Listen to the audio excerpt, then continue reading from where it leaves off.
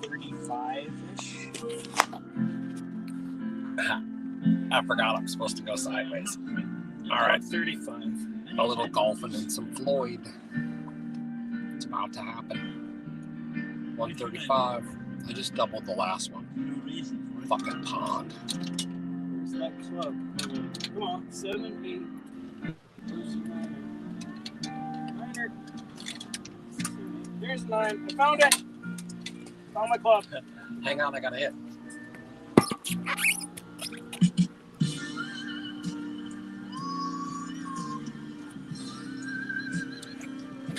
Are you there?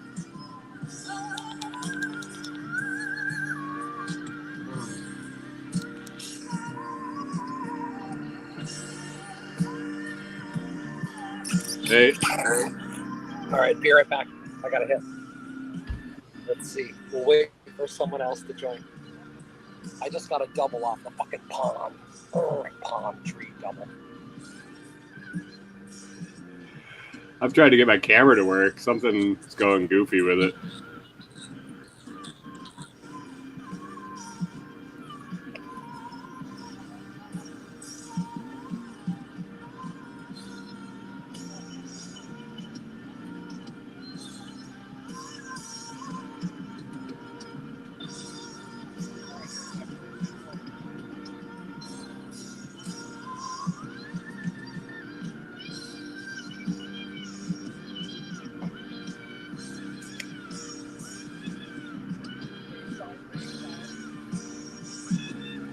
Hello, hello, hello.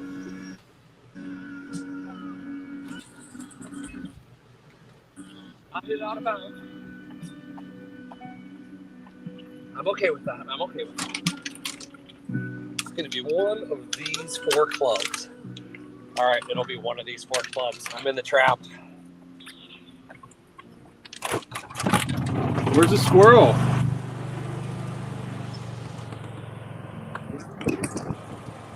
I'm in the trap. Where is everybody? What's up, squirrel? Oh, yeah, look, Gary's in the trap with me, but I'm in the fucking middle. Now, the question is, do I North Shore putt out of the trap? It's an old trick around here. Let's see. I'll let you guys see. Oh.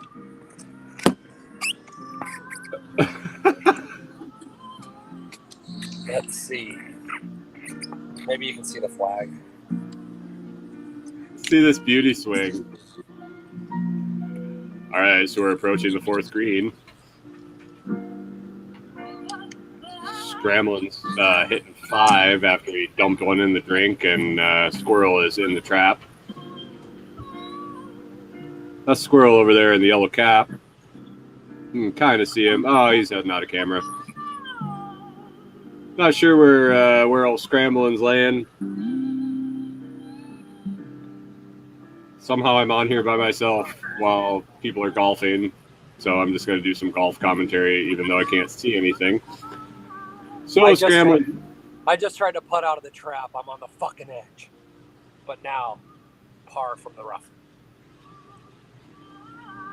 So Scrambling putted out of the trap for some reason instead of using a sand wedge, which is traditional for most normal golfers. Will use a sand wedge to, yeah, look at that hat. I mean, he isn't a normal golfer by any means. So look at him, all hunked up there in the trap. Here we go, and swing and a miss.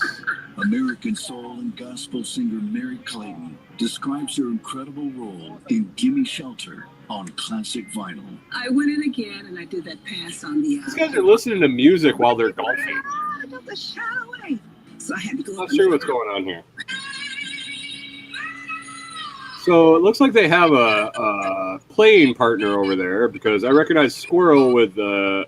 Oh, there's Scrambling. You know, you do these things. Raking the trap like a good golfer should. That's good. Remember, everyone, always rake your traps.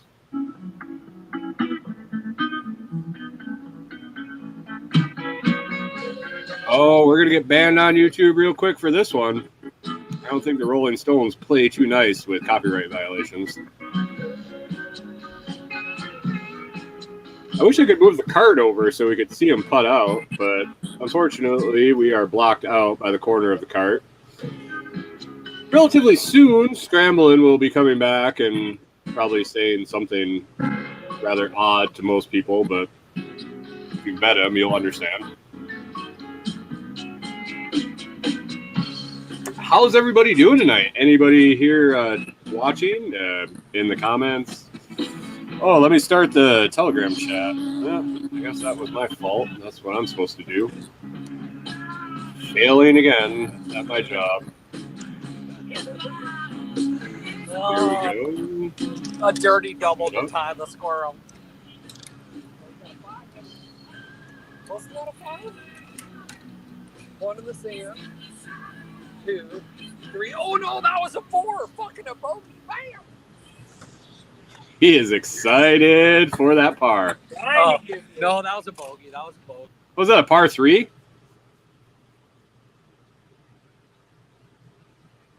Squirrel. Is there anybody else on? Just me doing golf commentary? I stayed even with the squirrel. I parred that hole from, Oh, hey, we're from old over guys here. now. We're driving around. I parred that hole from over here. I've never driven up here. You parred it up from right there. I'm down with that. Did you use a cheating driver? This is riveting video, y'all. Just so you know, Oh, look at this. you won't find this anywhere else. Oh, yeah, here you go. How could you possibly? Okay, here we go. This is why we're golfing that hole. Yeah, this is why we're not home today. All right. Ooh. Oh, come on, the window's still. Hold on. I'm going to get you a better view.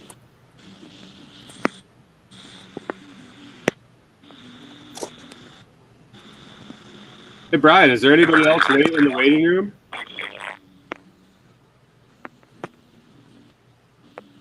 Okay, here goes. Squirrel's big old drive.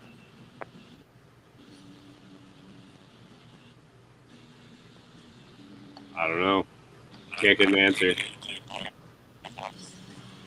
This is going to be a great podcast. Oh, who's got this swing? Let me see the swing here. Oh my God, is that like a halfsy swing? Does Squirrel take a halvesy swing? Yeah, that's what happens when you spend like a G on a driver. Oh man, I thought he had a bigger pair than that.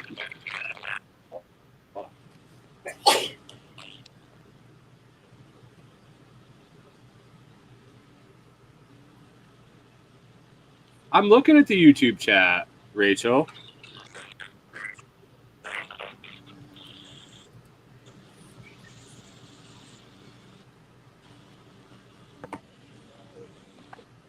I see nothing in the YouTube chat, Rachel. Who is your playing partner?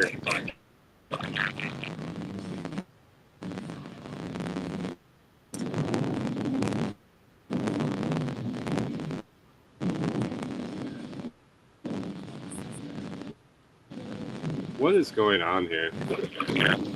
I think that's Scrambling coming up.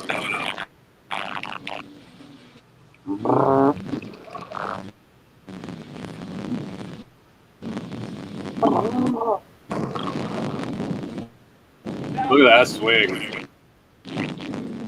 Look at the shitter on that critter. Wow.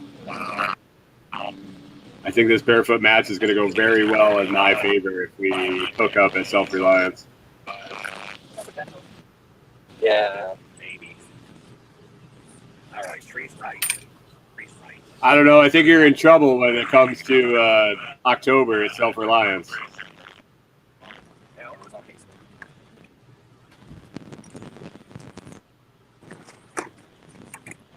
Can you hear me at all? Sounded like Darth Vader. Nah, he just smoking, smoke himself deaf. Oh, let's see if anybody else showed up. Guess wise. Oh man.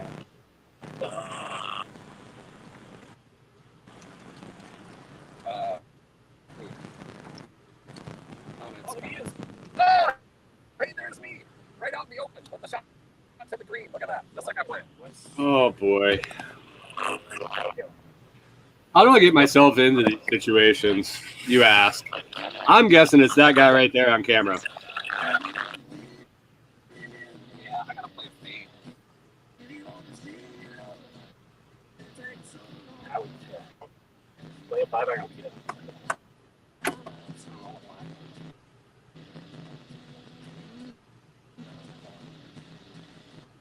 I don't know what's going on. That didn't work. I lifted my fucking head up.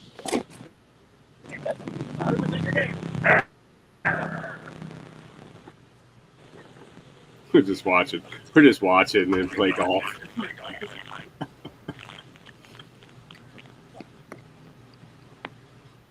I don't know what's going on here.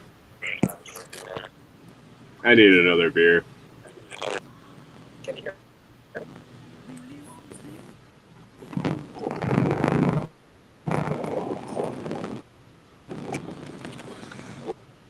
We got comments on the stream yard. Hey, Rachel, thanks for going for a barefoot walk. I think you'll really enjoy it. I'll let Corey know right now. Rachel's going for a barefoot walk in NOV. Corey says she hopes you liked it. I'm sure you will. Oh, yeah. Hey! Hey, somebody else to talk to. Hey, how's it going? That guy's just playing golf. What the hell is going on? We got, what's going on over here? It's so bad. It's so bad. I've just been sitting here watching him play golf. I bet this shit is streaming to my YouTube, too. Rachel says it's better than watching paint dry, and I'm not sure about that. Really? I don't know. Because I have my feedback in Brian's phone. It just goes every time I talk. That's why it sounds like shit. Okay. Oh man. Yeah. And my camera is on the fritz for some reason. I tried to log on, and now I'm using my laptop camera. But I was the only one on, and he's just driving around playing golf. So I thought I would compensate a little bit. Wow. Man, it's so scratchy too. Holy shit. We did get to see his swing, and it is not pretty. You got to see a what? We got to see him swing a golf club. It is not pretty. Swing. I thought you said he probably was naked. It wasn't pretty. Like, what the fuck happened? Glad I ran late. Holy shit. I did not pay for his OnlyFans. I don't need to see that shit. Oh my god. Just a shit show. Just an absolute shit show. Oh my god. Okay. All right. I have to confirm because I'm sure he's not listening. On TikTok, are you Pickle Pete or is that him? That's him.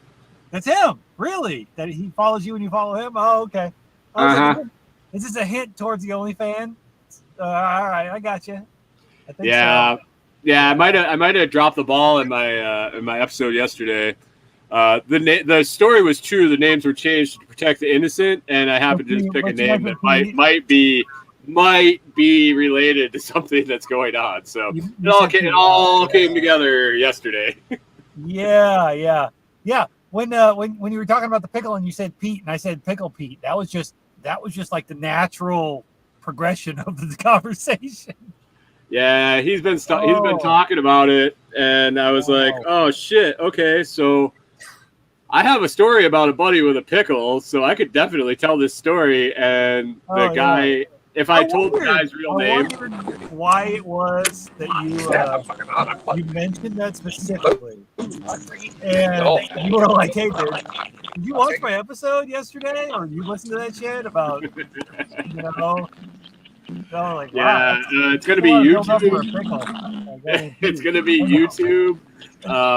OnlyFans. I check TikTok and I see Pickle Pete Dances watched your video. I'm like, okay. I go to follow it because, well, I didn't go to follow it. I went to go check it out, and I'm not stupid, so I went to check it out with another account. So then I want him to know I'm on to it, but he's not going to know till he rewatches the YouTube. I'm like, so Brian follows it and he follows Brian. Is he Brian or Brian? One of the two. Oh, here we go. Here, you see him over there? Oh god, I can see it. StreamYard's in the way. Yeah, Why if he do would you drop know this, if I go if on he would screen? drop the generic comment out of the way, I don't know. Oh shit. Rachel's gonna go for a barefoot walk, and I think that's a Yeah. good suggestion in the Telegram Probably a chat that she's gonna go great into the front idea. yard where there's less poo. Should we send her the invite link? She can just like barefoot walk on here. We can just add her in, and then yeah. It's probably Yeah, better than we'll get banned watching for sure. Scrambling like Paley Golf, you know, or listening to whatever the hell it is that he's doing over there. Oh, it's yeah. At one point we had the Rolling Stones coming on. Oh shit, I don't know. dude! I was on the way here trying to like get here in time, and I'm like, what the fuck? I passed like 2 Chargers on the way here trying to get here in time in a Ford Fiesta. And You I drive get a here, Ford like, Fiesta? That's what I'm driving at the moment. Cheap on fucking gas. True. Very Yeah, true. you know, I don't hey. pay for gas, so that's work vehicle. Well, yeah, you don't have to pay for gas. You can just fucking pull 5-gallon buckets of it up from the hole that you crawl out of. I got a company fuel card. They pay for that Right? shit. For now. Wait till you're I driving don't turn big old that. I don't truck turn around. that fucker off from the time I leave my house till the time I get home. I wouldn't either. Well, wait till you're trucking that big old RV around though with that truck and you're paying for yourself. Then you're gonna be missing that gas card. Oh, it's horrible. No, dude, I'm sure. When he gets back, we gotta tell him to turn his fucking volume Dude, off. no shit. Holy crap, what is going on here? Anyway, guys, welcome to the UTG After Party, also known as Food Parts Farms Coffee Roasters, based on what's going on above my head over here. Holy shit. Oh, I wanted to go into my episodes out today too, but I didn't get shit done for it because I got like bogged down trying to do a million other things. I got hyper focused on other website shit. So, you know, between the affiliate crap and then some asshole gives me ideas and I have to start fiddling with that. So, Hey Brian, mute your fucking mic. yo, mute yourself if you're not going to sit here. Mute your mic. Dude, Brian, squirrel. Mute your mic. Hey. I'm playing par free golf. That's the first hole. Oh, yeah. Mute your mic. Mute yourself. It's bad, dude. Nobody can hear anything. I'll turn you up. Nope. If there's anybody on the golf course, I don't even know what fucking golf course it is, but if you're on the golf course with that asshole over there, Can't let him mute his shit. could you please tell him to mute his fucking mic? In the name of YouTube, please. Take another hit. Take another hit. Maybe he'll hear us. Hey, you guys know Oh my I'm god. married. Yo! Coffee man! From here. Listen! It happened. Who, me? Hey, mute Brian's yourself! mic? Oh, mute me. Oh, yeah, mute me. Yeah, it's like we can't even hear ourselves. It's like scratchy as fuck. There you go. Holy shit, I think he did it. Yeah.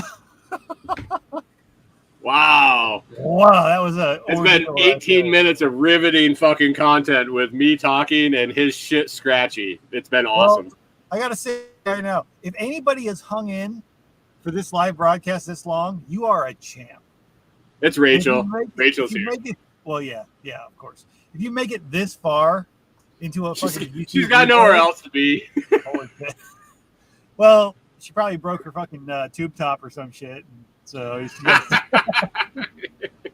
got kicked off her pool team. Her tube top broke. She got nothing to do. Oh, sorry, Rachel. We both love you. Oh, I can't even read that out loud there on the TikTok. Holy shit. Oh, Rachel. Already heard the pickle story, huh? It's something about. He said just take another hit. What do you feed the new of it?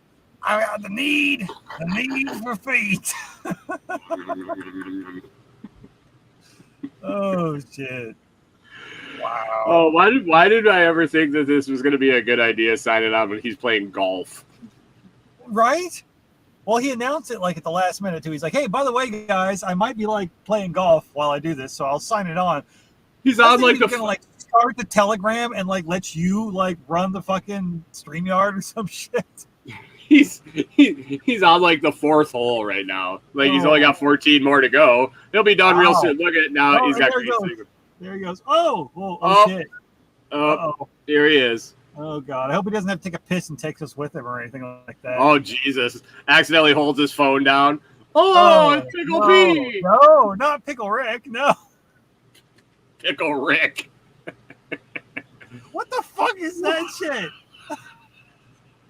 What is wrong with him?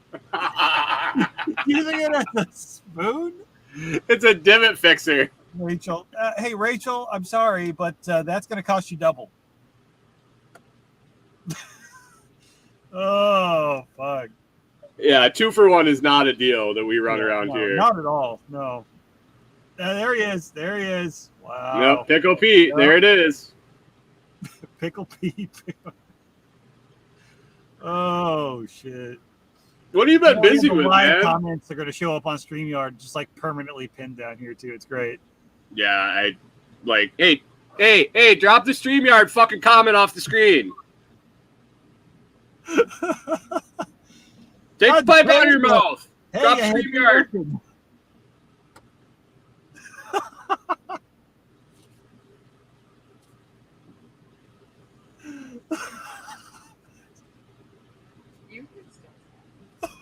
What the fuck? Oh, God. What kind of shit show did I end up on? Holy crap. This is the after party. Wow, he's just going to put his foot on it. Oh, there we go. Oh, my God. Here. Step on it. Remove the comment, asshole. I thought he was going to, like, barefoot golf. He's, like, stepping on us with, like, some big fucking Ugg boot. Yeah, he talks a big game about barefoot, and then he just goes out there with sandals on. Who plays golf? Did you see the list of clubs in his bag? I saw him list like a fucking list of clubs. And yeah, he ate Jesus. Oh shit! I'm looking forward to this match if it ever happens. Hey, Rachel. We're gonna play. Oh wow, that's a one-finger salute. That is not very ladylike, I'd say. I'm telling you. Oh. She tries to talk a big game, but hey, would you grab me one?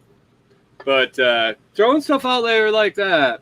Well, and she wonders why the other day in the comments, you know, on Scramblin's feed, where she came in and said, "Gentlemen," and Brian and Josh, and I said, "Ladies," and Rachel. Then later on, she busts my balls about, "Oh, I thought I wasn't a lady." Well, then you pull shit like that in the comments. Come on, you want to be What's called good for the goose is good for the gander. I mean, if I wanted to be called a lady, I would act ladylike, but it's just not in me. That's what she said. She is definitely a good supporter of all our communities. Oh, I agree. She's our biggest cheerleader in that tool top with that tube top with the pool cue. Yeah, tool top. Wow, that went off the rails. I wonder if there's anybody sitting in the waiting room waiting to get in, and they're just sitting there because maybe I don't know. I can't see. I don't know. Well, yeah, and we don't have any YouTube comments coming through. Do you? I don't see anything, but I'm not. Yeah, I don't see anything on the regular comments, but yeah, who knows? Hey, Rachel, any way you could go over there to YouTube and see if there's a comment that comes in? Neither is your YouTube, yeah. Well, yeah, I should look and see if it is on mine, too, because I bet he's still got to set the stream to mine, too. So I bet this shit shows on my channel. Rachel, whose YouTube are you on? Oh, neither is your tube top, she said, not YouTube. I don't have a tube top, mind you, nor do I have any Daisy Dudes. So I'd probably look great in a pair of Daisy Dudes and a tube top. I mean, I could probably pull off a tube top, honestly. I just would look like I was, I had a AAA cup. So I definitely have the man boobs to go with it. Yeah, I don't. So at all. See, it's this weird dynamic. Like if I get really fat, then it doesn't look that bad, and then when I start to lose weight, I get these like man titties, and then I lose enough weight to not have the man titties. You said it doesn't look that bad. I feel like the beard might kill it, though. I don't know. You gotta look from the neck down. unless you're into that, you know. Yeah, but you make sure you tuck the beard up, you know, as far as the neck down. For me, that doesn't work. The beard's I'll past the braid neck. it and throw it over my shoulder. Hey, there you go. There you go. That'll work. Old Scrambler was going to start braiding his beard until I called his shit out, you know.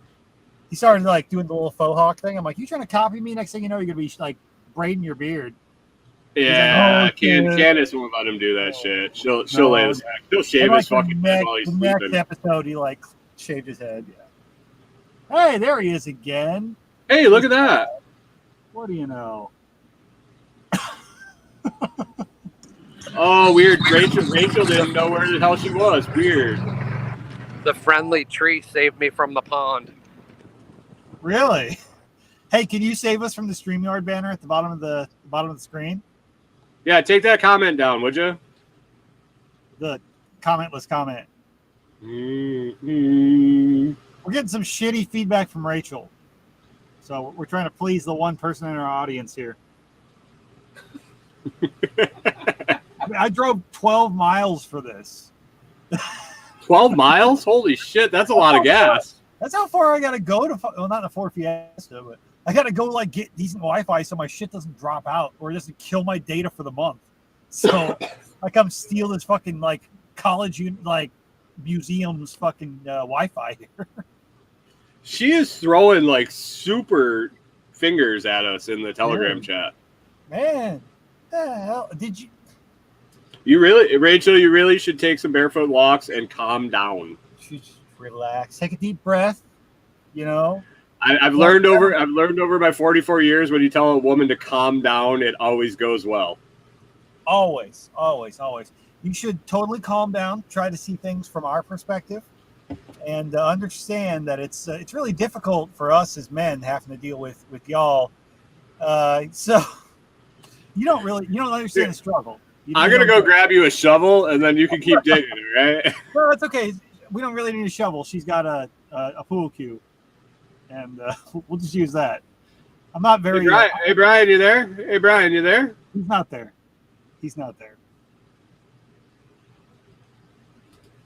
Josh took the lady thing out of context. Apparently. Dang. Interesting. I don't think it really was that out of context at all. From my perspective, you know, from the perspective of a man. Am I mansplaining? You're mansplaining. I feel like I am. Yeah. I think anytime a man talks, that's what it is. Oh, shit. Somebody's taking a piss on YouTube. That's the squirrel. That's the squirrel. Oh, my God. We're watching squirrels piss. Really? Almost lost my whole table. We're watching him take a piss and grab his balls. Seriously. Oh, I have to hit him. Squirrel thinks he's boxed out by this tree, but I say not. All you have to do is bend it like Beckham. Squirrel, let him climb it. Hey, take that banner off, would you? Which Brian?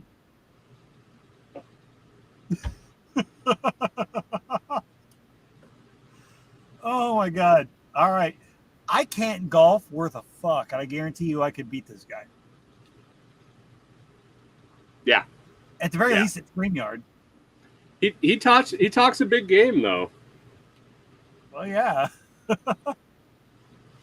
He's probably one of those that he ain't worth a shit. He just tries to get in your head and fuck you up. Squirrel's in the sand trap. Be like, yeah, hold my beer and make me coffee. But I had to take a drop.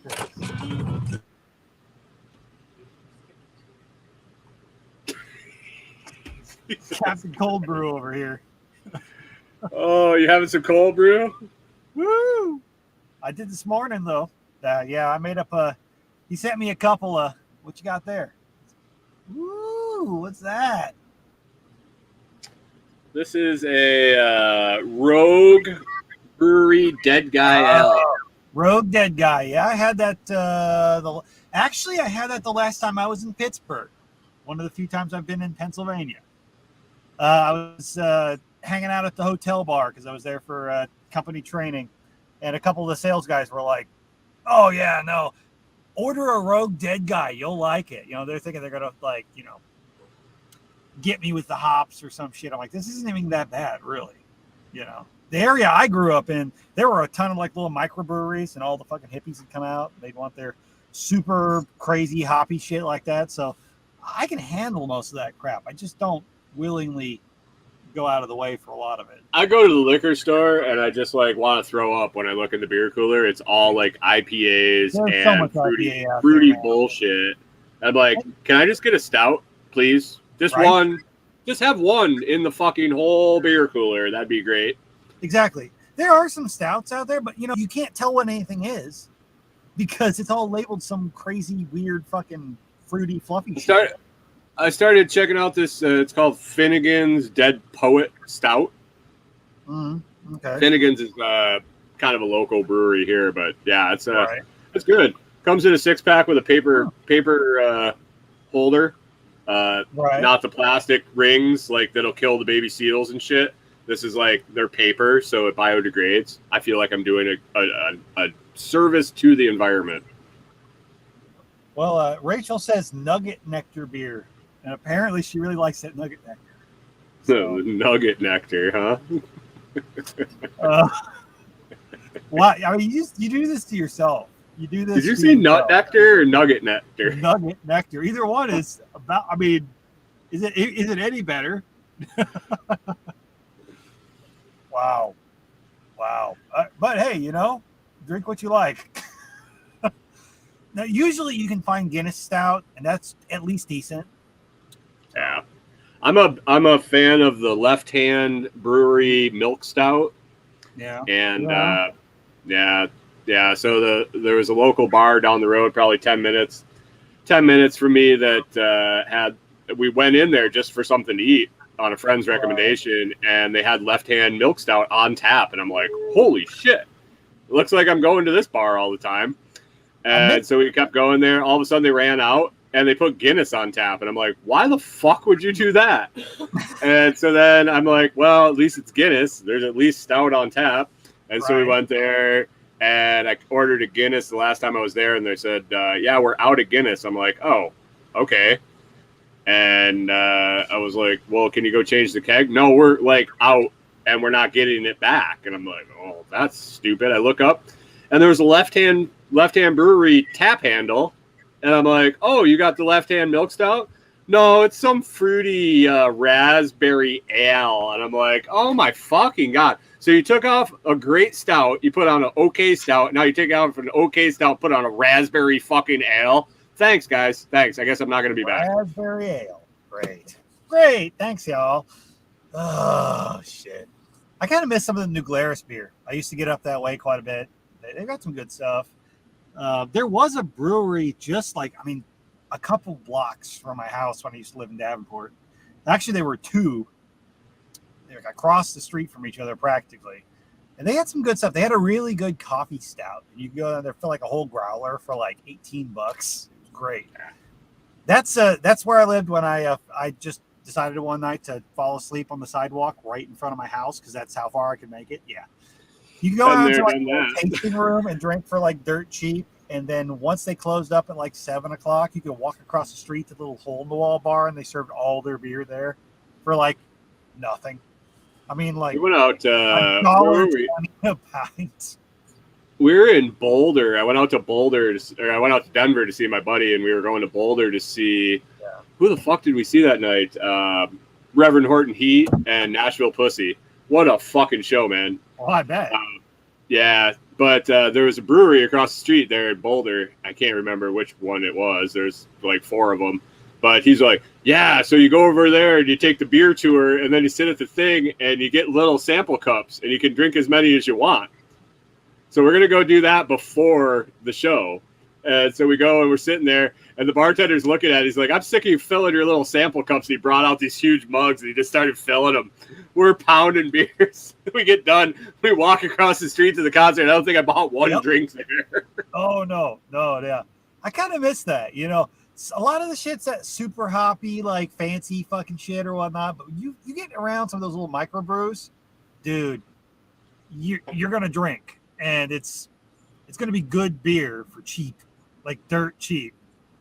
You turn around, somebody's going to fucking hand that shit to you. I don't know what he's doing. What? Oh, straight t-shirt. No, that's a sky. Okay. Oh, he's something else, ain't he? He is a character, man.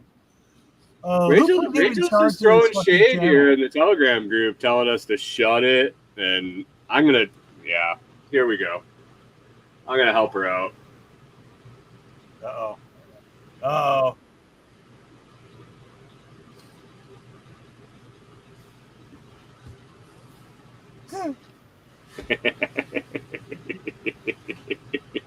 Oh, you check this here. Yes, love it. Love it. Tip Love it. the 1 sat tip. What one sat tip? What's that like? 0.003 cents. Oh shit! That probably won't even pay for a sip of your what was it, nugget shaft or whatever you're trying to drink. Nugget shaft. Nugget juice. Nugget juice. Fucking nut jizz, whatever the hell. What is he doing? Like, I don't know. He's got like a 2G connection over here. Fucking slow mo. We need some like. I'm so confused. Why do we have the StreamYard comment up on the screen? I'm not sure, but I'm questioning why we have him in charge of the StreamYard for this at all. Oh shit!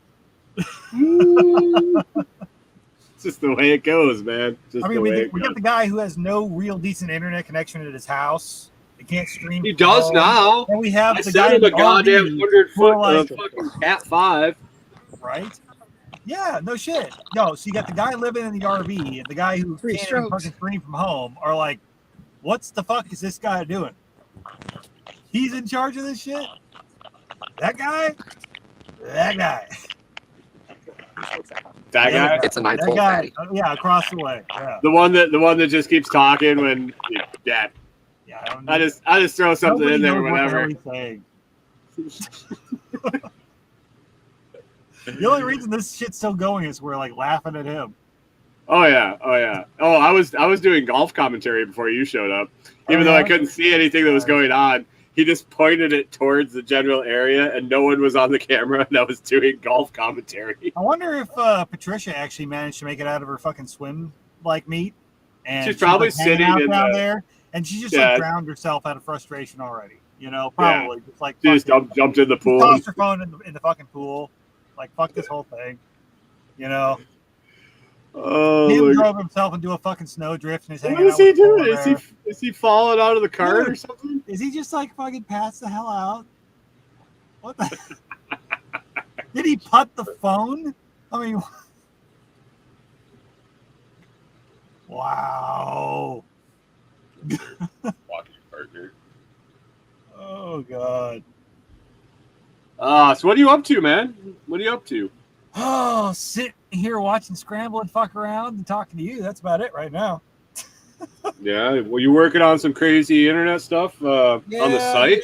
What is this? What is this app that you rolled out? Where'd you build that? Great, too much. I was fiddling around and I stumbled across this thing where you can like make an Android app, and there's like no programming involved. It's one of those things you actually get the decent side of it if you paid for it, but basically it's you can punch your website into it, so you can basically get an APK like an Android app from a website. So I was like, fuck it, why not? If somebody really feels like they want to put my like deals affiliate site or where I put the reviews on their phone so I can keep up with the shit, whatever. Probably nobody will use it, but it didn't cost me anything. So is that similar to like how Float runs their app? I have no idea. Because that's an APK. Actually, Float's app is completely defunct now. Like their app, the APK is done. They're like, don't use it. It's toast. They're doing completely web. This, I think. I guess it's just a shortcut that I have. This is basically, it's basically like a browser that kind of wraps the website in, and you can do some adjustments on it for how it shows up. So I was like, let me throw it out there. If anybody wants to use it, then great. If I got somebody like probably the only person that would even use it would be Rachel. So maybe not after this broadcast. Who knows?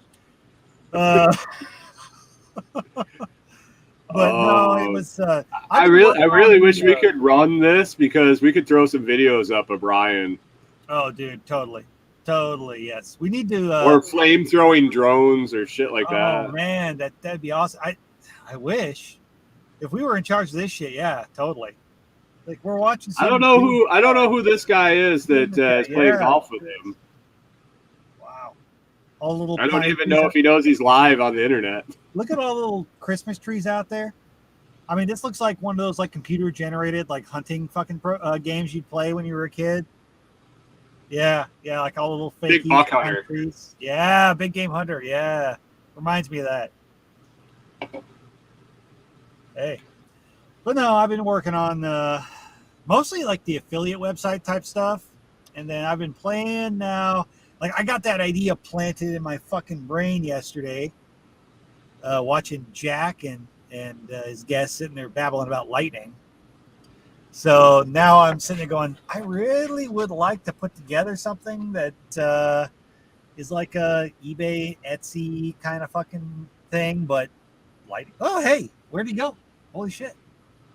Probably for the best. Too bad this YouTube comment's stuck here, but okay.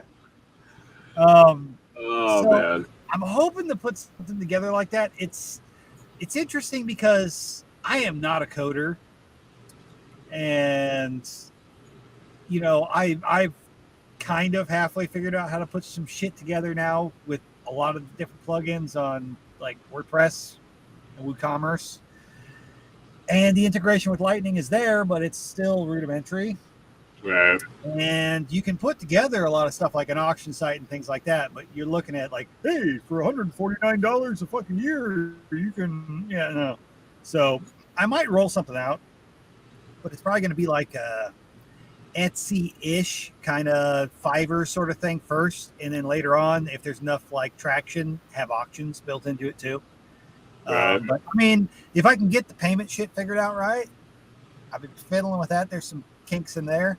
But if I can get it figured out, we might be able to do things like, you know, independent music and like, you know, Fiverr type shit and whatnot. Have like an actual marketplace that's based on using Lightning. Right.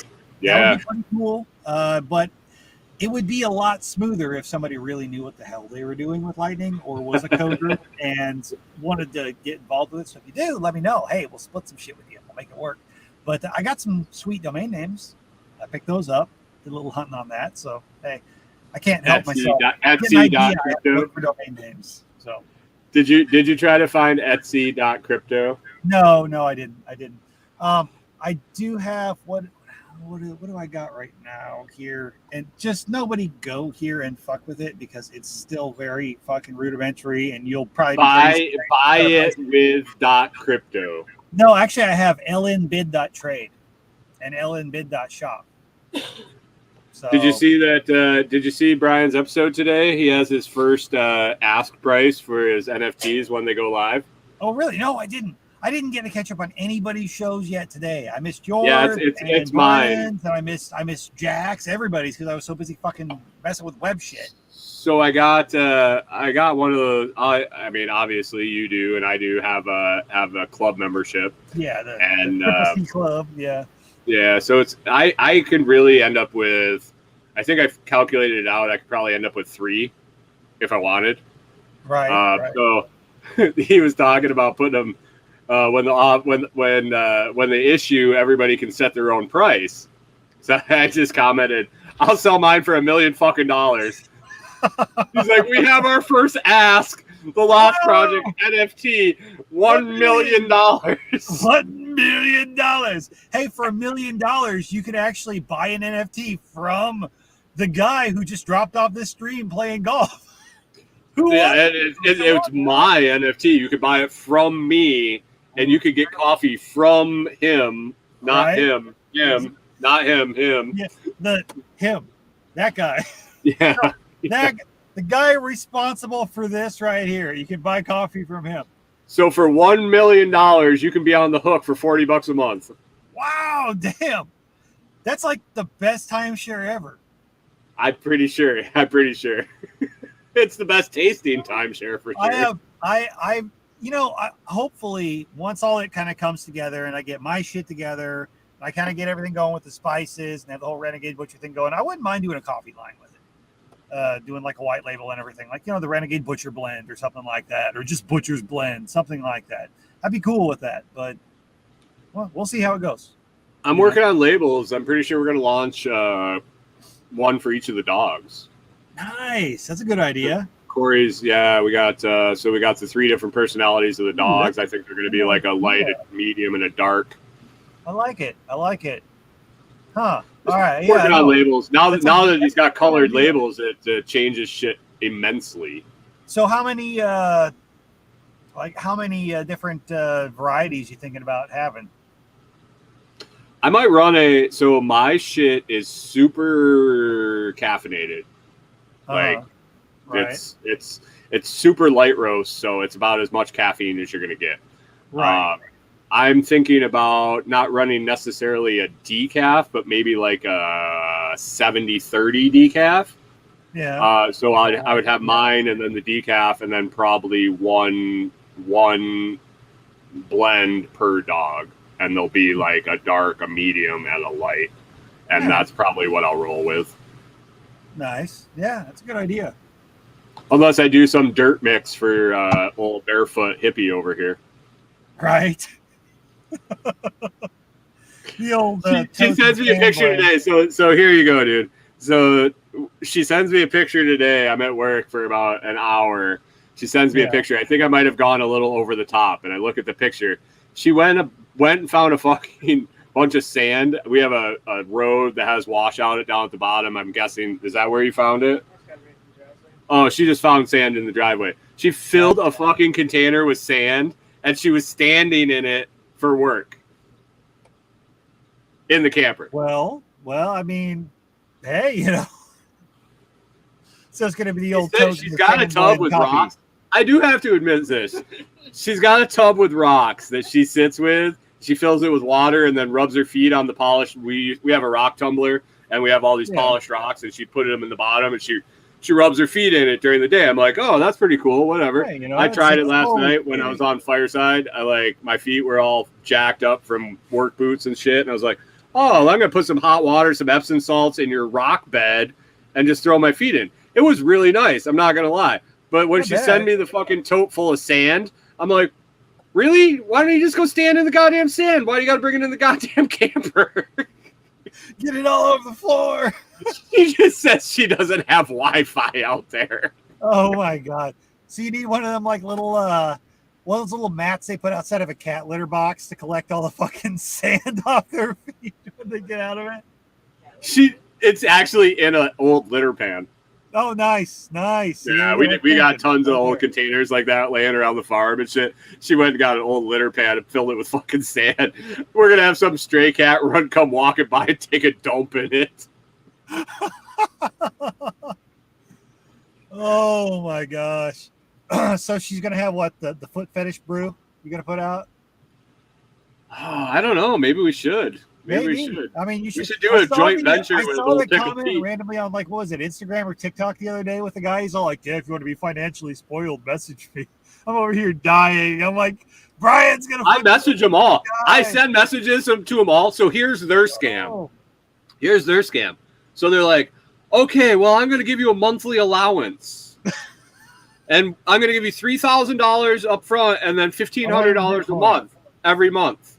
And I'm like, okay, cool. And they're like, okay, well, what's your Cash App? Well, they always want you to use check through email. Oh, I'm like, yeah, no, I got Cash App. Here's my Cash App address. Right. And then they're like, okay, well, I tried to send it to Cash App, but it's pending. Check your email. Maybe you got an email about it. And I open up the email, and miraculously, there's an email there that there's a security hold, and then I have to pay $50. I have to deposit $50. Of course. And then once I deposit $50, it will release the $1,500 to me, and I will have $1,550. And I'm like, yeah, dude, if you really want to spoil me, you'll send me the $50 from a different account, and I will be able to pay it. I don't pay money for you to spoil me, daddy. No. Let me guess. It's an email or from like cashapp.cam or some bullshit. Yeah, exactly. Yeah. There's just as many scammers in the feet world than there are in the crypto world. So I'm thinking if I get one of them to send me money, I still win the bet. Because I don't know if Brian ever specifically Don't they have to said actually be a crypto Bitcoin scammer though? Don't they have to be a Bitcoin scammer? He didn't say crypto scammer. He said scammer. Yeah, that's true. Man, I ain't gonna pull $100 out of my ass because somebody fucking wants your wife's feet. I don't know. I I don't think that fits the bet. But if they send me, if I have an email chain of them asking me for money and me getting them to send me the money. I mean, if they actually do send you money, that's pretty impressive. I ain't gonna lie. That's pretty damn good.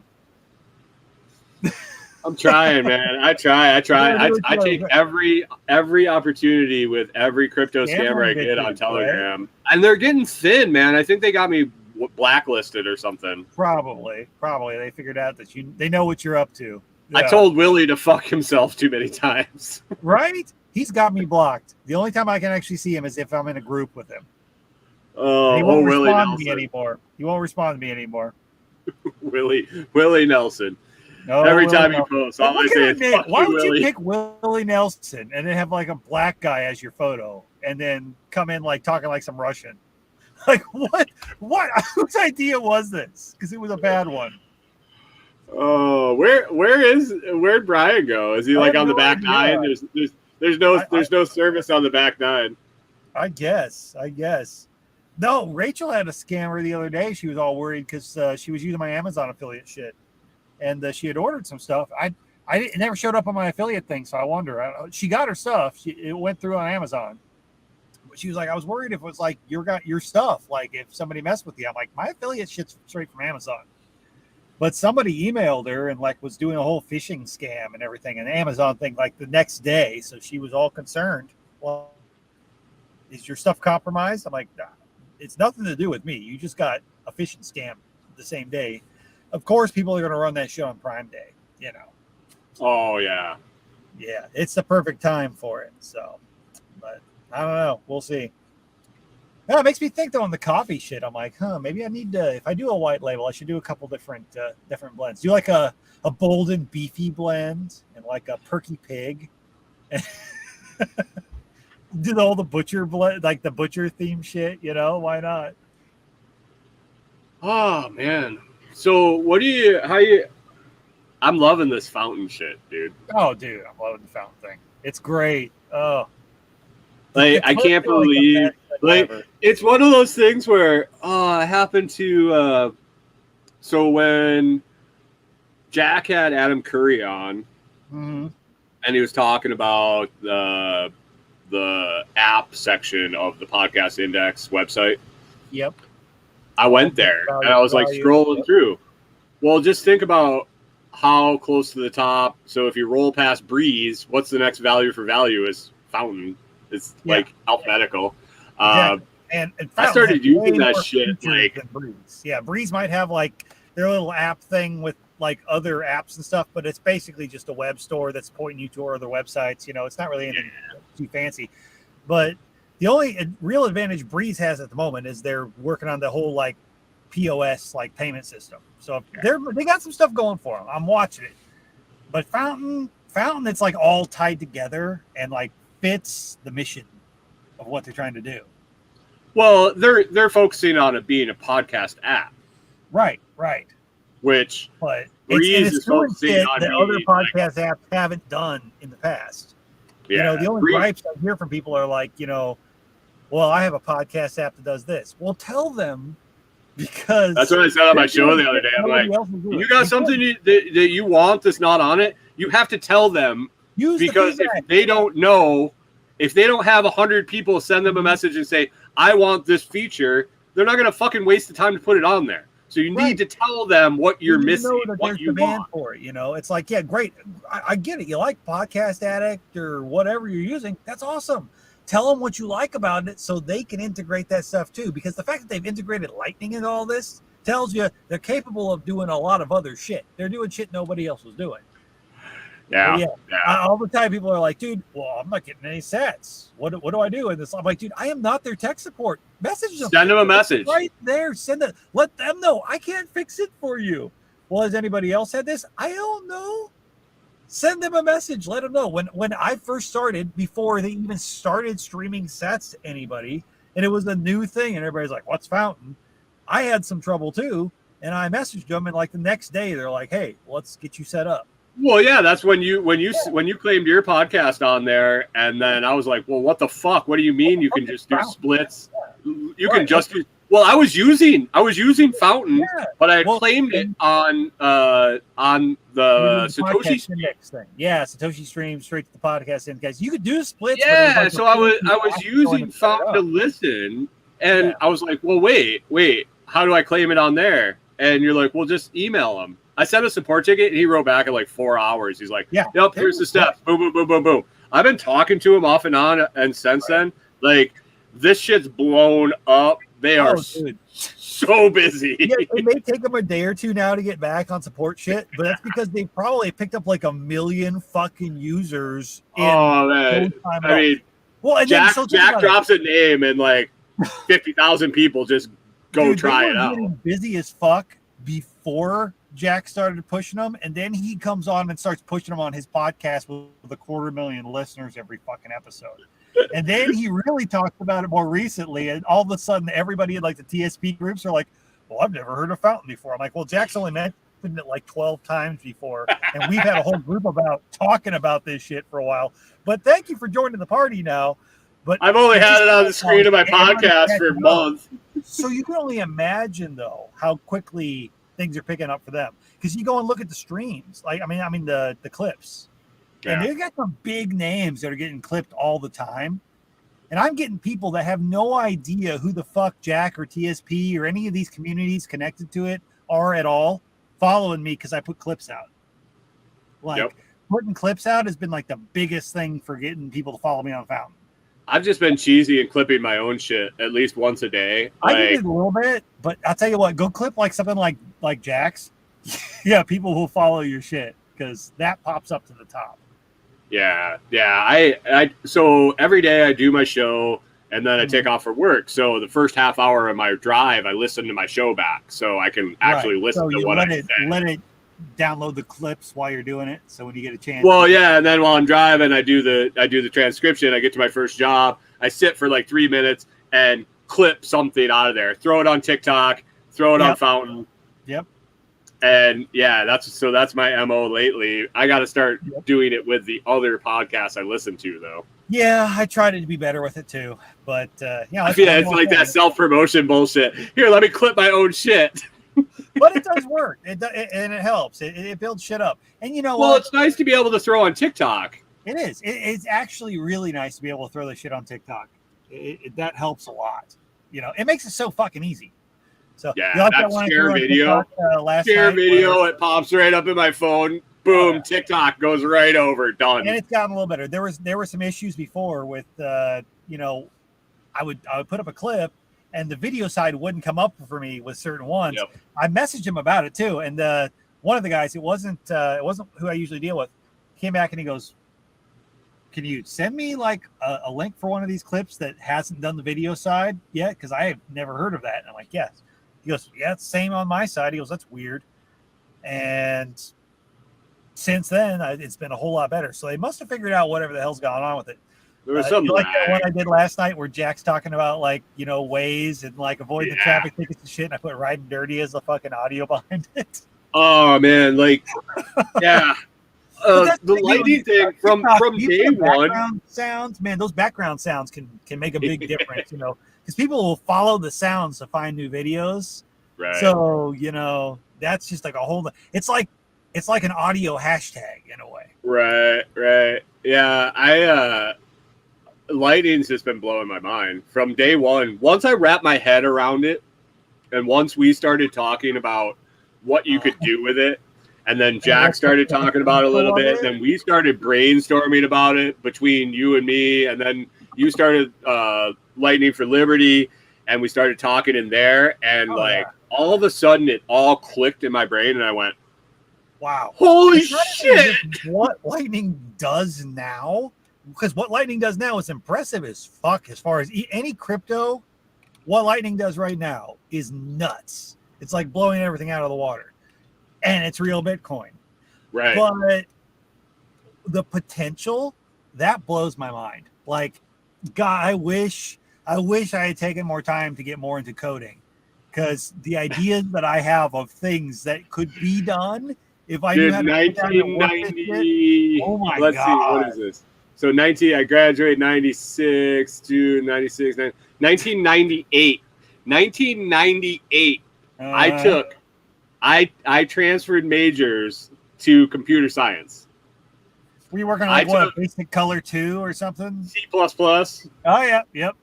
C++ was the first class. I took that. I did fine in it, and then I was just like too drunk and dropped it. I just didn't give a shit about school. But I can only imagine if I had stuck with coding from 98 until 2022. Like I'd have been in crypto. I'd have been in crypto from day one at that point. If you've been in coding from 98 until 2010, and then this dude rolls out fucking Bitcoin, and you look at the code and you're like, huh, oh, okay. People nerd out about NFT shit, and I just sit back and look at it. I'm like, dude, y'all, Lightning don't even understand the crap Lightning can do. The crap Lightning could do. Holy shit! Like, what was it? We were just talking yesterday in the Lightning for Liberty group, like. One of the guys. Oh yeah, the mug tap, the tap mug. He's like, man, what if I just had like something I could like push a button and like tip for my coffee on my coffee mug? I was like, dude, they have NFC tags where you can actually fucking scan something on your phone and it will actually encode stuff, and you could set it up to like. I mean, I've been playing with this shit for years off and on. You can have an app on your fucking phone, and you can just like scan a sticker that you put somewhere, and it performs a function. I'm like. You could totally do that. You could like slap it on a coffee mug or whatnot. And then I go to look into it, and some of the shit that between Breeze and Fold and stuff they're already doing full on like payments, replacing the whole QR codes with just NFC cards and stickers and shit like that. I mean, you could buy a 50 pack of stickers for like $15 that you could encode with custom shit. Yeah. Now I'm like, if the integration is there on the app side, you can literally make it like pay anybody any amount by just swiping your phone. That so the contactless readers on gas dispensers, they're just antennas. That's all they are. Yeah. It's just an antenna hooked to the actual same card technology reader. As the contactless stuff on cards. It's just RF. Pay on your code. Yeah. On your phone. Yeah. It's all that NFC type shit. Yep. Or they have those like little Apple track tags or crap like that. iTags or whatever they are. They're the same technology. It's already there. We just have to marry the technologies together, and it's not even that hard. We're talking about like under 200 characters of code per use. You know, look how long like an LN address or like a Lightning invoice is. It's a tiny little string of code. You know. Like you were talking about from the gas station perspective, when somebody pays for a transaction there at the pump, how much data is involved and how tiny of a string of numbers is needed to actually confirm a Lightning transaction. The size of a postage stamp. If you talk about like Strike uses Lightning, but not necessarily sends Lightning. Like you send Bitcoin, it sends it as Lightning on the back end. Right. And then comes in as Bitcoin, goes out as Bitcoin, but it's Lightning on the back end.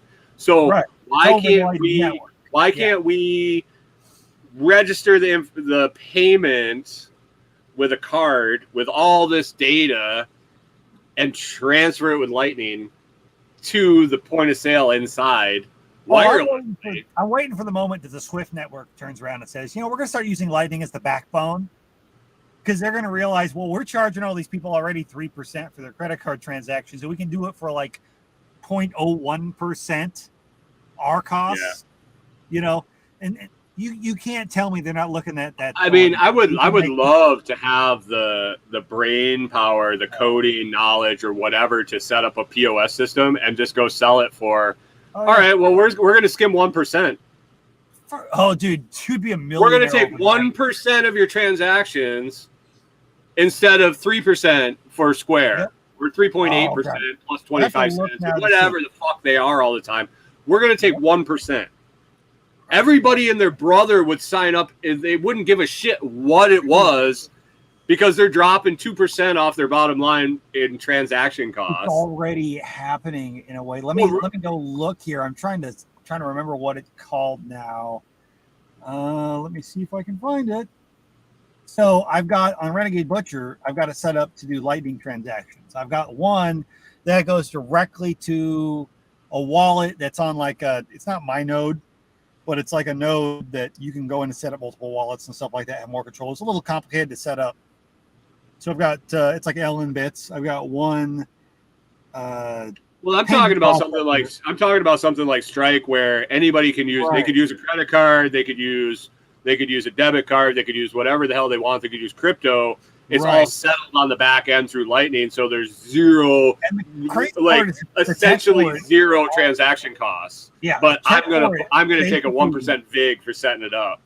Right, the tech basically already exists, but like, so these guys, they've got to be like fucking geniuses, and once it really catches on, they're gonna be rich as shit if they're not already. But okay, so like the one payment processor, let me see if I can find the shit that I have is. Like I said, LN bits, and it costs like almost nothing. It's regular Lightning transactions. It's direct to me.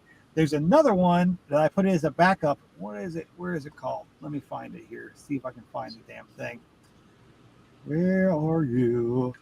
But yeah, crap, I can't find it right now. But anyway, the genius of it is they're doing everything pretty much streamlined. Like you set up an account and it's all plug and play. You've got a wallet with them. And they do all your transactions, and it all plugs into like WooCommerce and everything. So it's easy. The catch is they take 1%. And everybody's like, oh, 1%. It's 1%. That's nothing. I get 3% on credit card transactions. But think about the fact that they're making 1% of transactions. And they're paying like 0.002%. 0.001 or some shit like that. They will be making bank if it takes off and anybody's actually using them. And it's if they're pulling it in bitcoins and satoshis and they just pile it, because what's their operational cost other than marketing and equipment? Literally letting other people stack sats for you. Yeah, I know. God, I mean that's basically what's going on with Fountain with me. Right. I support other programs. Obviously, I listen to them and other podcasters, but I'm routinely bringing in more than I'm paying out, even though I'm just paying I'm listening to my normal podcast. Yep. That's just building. And every time it builds to a certain amount, I just drop it into a wallet. And I made a separate wallet just for that, so just to see. Right.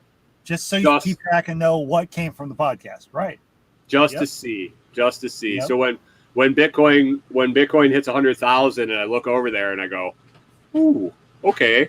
When Bitcoin hits 250,000, I'm like, Yeah, no shit. Exactly. Oh, fuck off the stand. Here we come. Before the whole Fountain thing started to kick off, because they actually started to incentivize people to listen, which has been a huge help. We were really pushing the whole, here's my QR code, tip me with Lightning thing, and there's not been much that's come from that because it requires people to actually take another step. But the more integrated and easy this stuff becomes, man, the potential is there because it's direct value to value. And like I said, I'll take money from anywhere that people want to send it.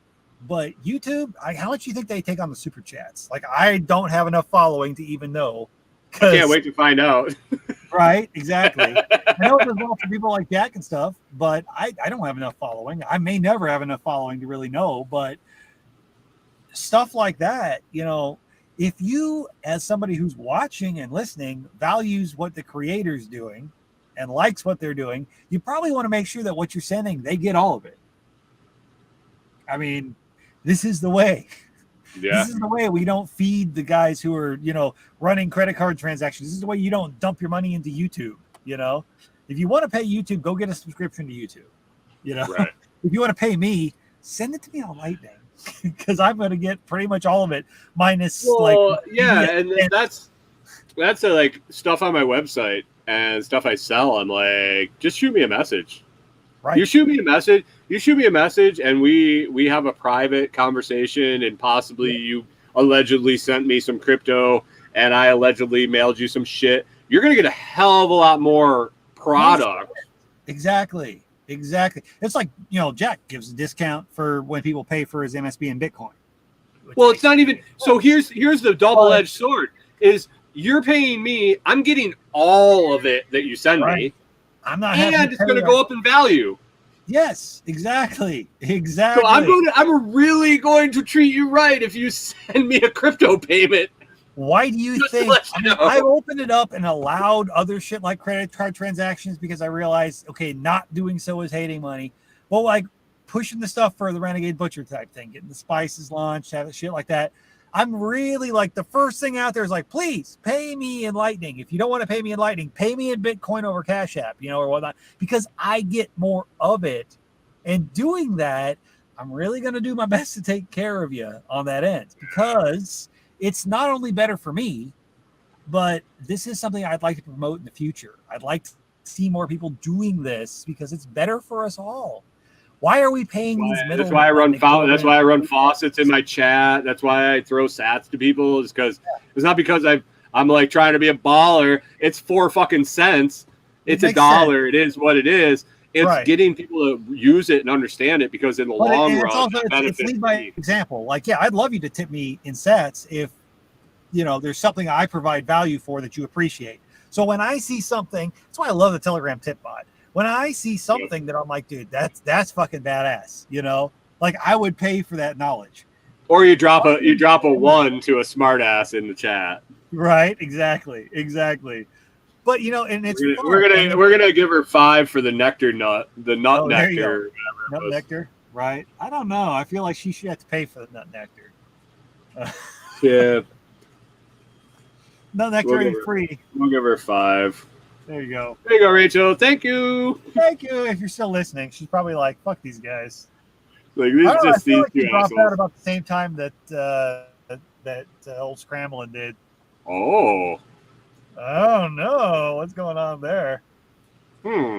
Interesting. Is she in Washington? She's out there after the old squirrel's nut nectar or some shit. I don't know. Squirrel's nut nectar. So here's the shit about YouTube. So I put this video up about my earbuds. Here, look at this. They're right here.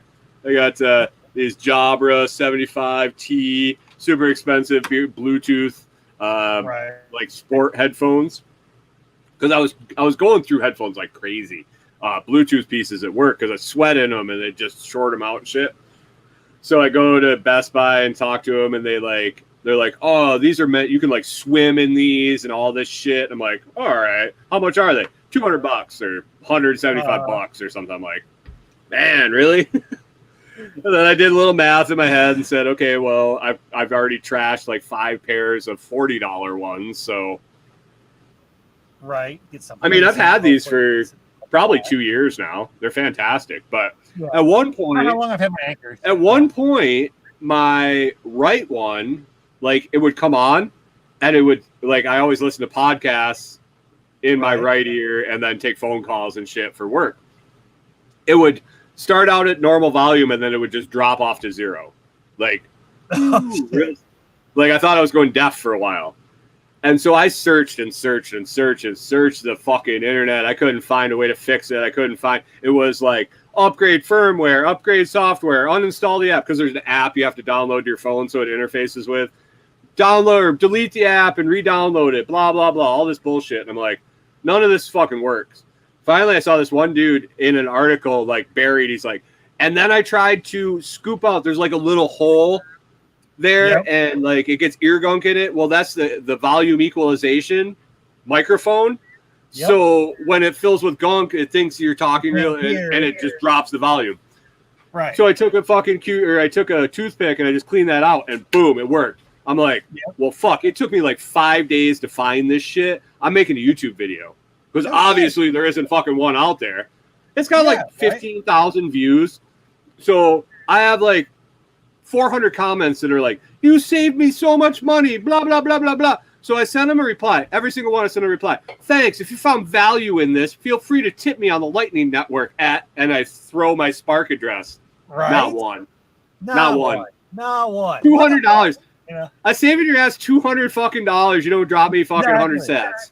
Exactly. But then you get something like Fountain going, and you actually start to see the tip because they made it easy. Somebody doesn't have to take an extra step. So, Yeah. But, actually people do pay attention. I had, I didn't even know they followed me. I had somebody on YouTube out of nowhere the other day commented on one of my YouTube videos. And I just saw it yesterday. I think it was like a day after they commented. I felt bad. But they were like, how did you get the QR code on your YouTube video? What do you do, StreamYard? And I'm like, yeah, I do all my lives through StreamYard. So I don't think they sent me a tip, but they asked how I put it up there. But I was like, well, some people do pay attention to it. But yeah, the integration's there. It's going to take a minute. So we're on leading edge, man. It's leading edge for sure. Exactly. I'm excited to be comfortable with crypto going into this whole fucking bullshit.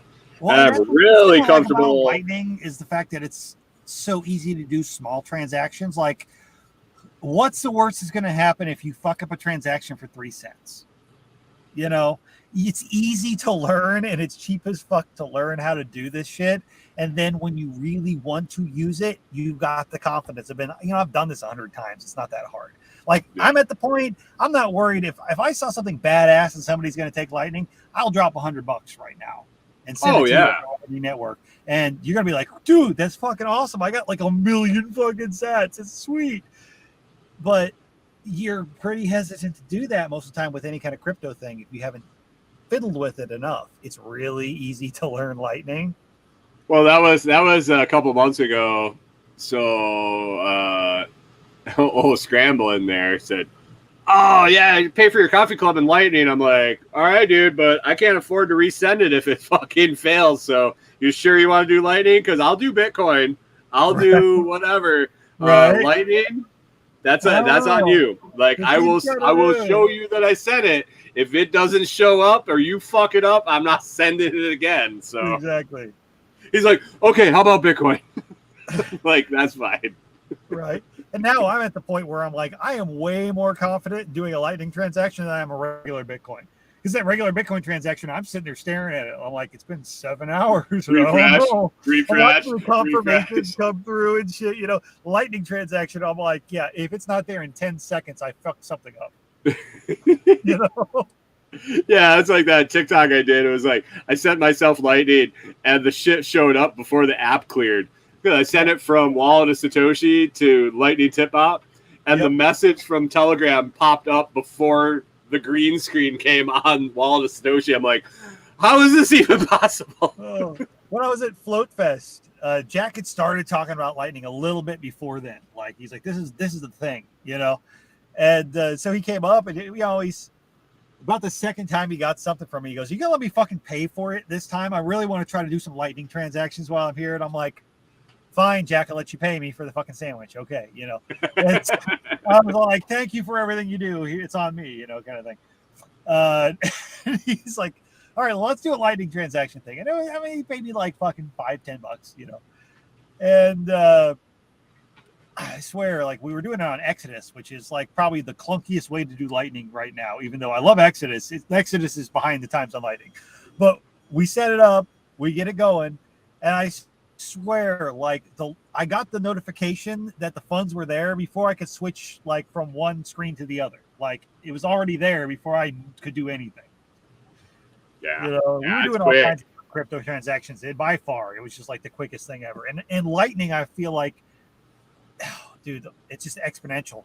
Like, it has like progressed probably 10 times since when I was fucking with it at FloatFest, which was back in like May. Yeah, when he was talking in that clip that you made about the putting up speed traps and shit. Yep. I'd fucking tap that shit in a second. 100 sats. Absolutely, dude. If you save me from a fucking speed ticket, holy shit, yeah, I'm gonna light that shit up. Or you got a traffic backup because of an accident, and you're like, don't go this way. And if you could throw in a detour because you're local and I'm not, and you could throw up a message that says, hey, back up at this intersection, take this detour, blah, blah, blah. You'll get into the same spot. Right. Dude, I'm throwing you thousands. I use Waze as it is, and they've already got that function, and they'll they'll have shit like confirmation type things. They're like, oh, there's a hazard road. Is this still there? And you can like do little thumbs up type shit. You do crap like that to give you points in the app. But you know what it amounts to? A little fucking thumbs up, good ways user. You don't get shit for it. If there was a value for value app where people actually got fucking real funds for using it, do you know how many people would report everything that happens?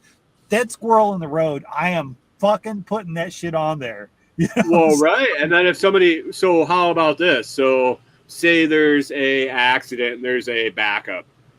And somebody reports it, and then the app says, is it still there? Is it still there? Everybody's like, yes, it's still there. Yes, it's still there. Yes, it's building this database of time and backup, where they are, all this. And then somebody goes and looks at the app and says, oh, shit, there's a backup.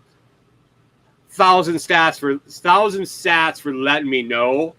And it divides up between the 50 people that everybody that it's still like there. The initial reporter probably gets like 10% of it, and the rest of it just automatically splits between everybody else. So you actually get value for confirming what's going on. That it's still there at this time. Look, it's not there, you know. Those people get cut in too for confirming that, hey, look, there's actually a problem. You know, so that keeps everything on par, keeps everything accurate, which builds confidence in using it. So Yep. So, and that's just one example though. That's just traffic. Think of how many other things day to day, like in life, that would be fucking useful for. Gas prices. Think about that. If people did Gas Buddy, but you got tipped for accurate fucking gas prices listed or anything, you know, the sky's the limit. Fucking shopping apps, coupon apps, shit like that. Oh man, is that still the price at the store? Or are they out of whatever? If we could work this into our day-to-day lives in so many fucking ways, these little microtransactions, dude. How about once everybody talks about these social credit scores? You know what? Fuck a social credit score. How about let's make this capitalist? You actually, the more value you provide to society, the more value you get back. Well, what about with shelves starting to drop and thin out? If I could go, hey, is anybody at ABC grocery store down the road? Is there this in stock? Yeah, well, I don't want to waste my trip and my expensive fucking gas and my time to go look. I throw it out there on the app. It's some sort of like Nextdoor or some app like that just has the local businesses, and when you're there, it checks you in. And when people throw questions up, it just pops up on your ship. Hey, do they have 2% milk? And you go over to the dairy, you're like, yeah, 2% milk. They drop you 100 sats or whatever. Right. Because you happen to be there. Exactly. There's so many fucking ideas and applications for this kind of shit. Oh yeah. Yeah, no, the sky's really the limit. Like, we're just thinking of basic ideas right now of things that are kind of. We don't even have the in-depth knowledge of stacking shit in code and really tying it into things. We're just like, oh, well, I could figure out how to do it like this. I could figure out how to do it like this. Now give somebody that knows the back end of the Lightning Network. And see, that's the thing. It's like, I'm an ideas person. I come up with all kinds of shit, you know, in my head, whatnot, but I can't always implement it. And the ironic, crazy thing about it is, usually the people who are out there who are like, yeah, I know how to do that, aren't the ones coming up with the ideas. Yeah. So that's why people need to team up on shit. That's why Jack and he's got his buddy Tom that does all his web shit. That's why they do so well. Tom's not out there running a podcast with 250,000 people that are listening to everything. You know, that's not his thing. That's not his personality. That's not his strong suit. But you got Jack over here who's interviewing people and talking, and he comes up like in the middle of an episode. He comes up with these crazy ideas, and it's like, holy shit, light bulb over the head moment, you know. And then Tom's like, yeah, I can do that.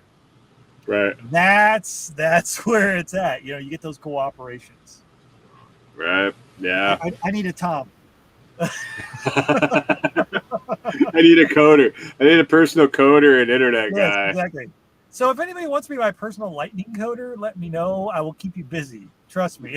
And I will promise you at least 10% of those things will actually be profitable. Well, I reached out I reached out to Greg Arcade there that I use his songs for my intro and outro. And I was like, hey, you on Fountain Man? No, not yet. I haven't got set up. I was like, well, as soon as you do, let me know. I'll kick you 1%. Yeah, for letting me use your 'cause music. your shit's on every one of his episodes right there, and everybody who listens and wants to kick you some sats, there you go. Yeah. Why not? You know, he's like, yeah, I'll look into it this afternoon. Yeah, I haven't got his username yet to split it up. do it. I mean, shit. You know, I hate money. well, it's a hard concept to sell for somebody who doesn't understand anything about crypto. And that's the thing. There's so many people, like probably 70% of people out there right now don't even know what the hell crypto is, or it scares them because they still think it's a scam. It's just drug dealers and criminals. Pretty much drug dealers, criminals, or it's some weird fucking techie pie in the sky idea.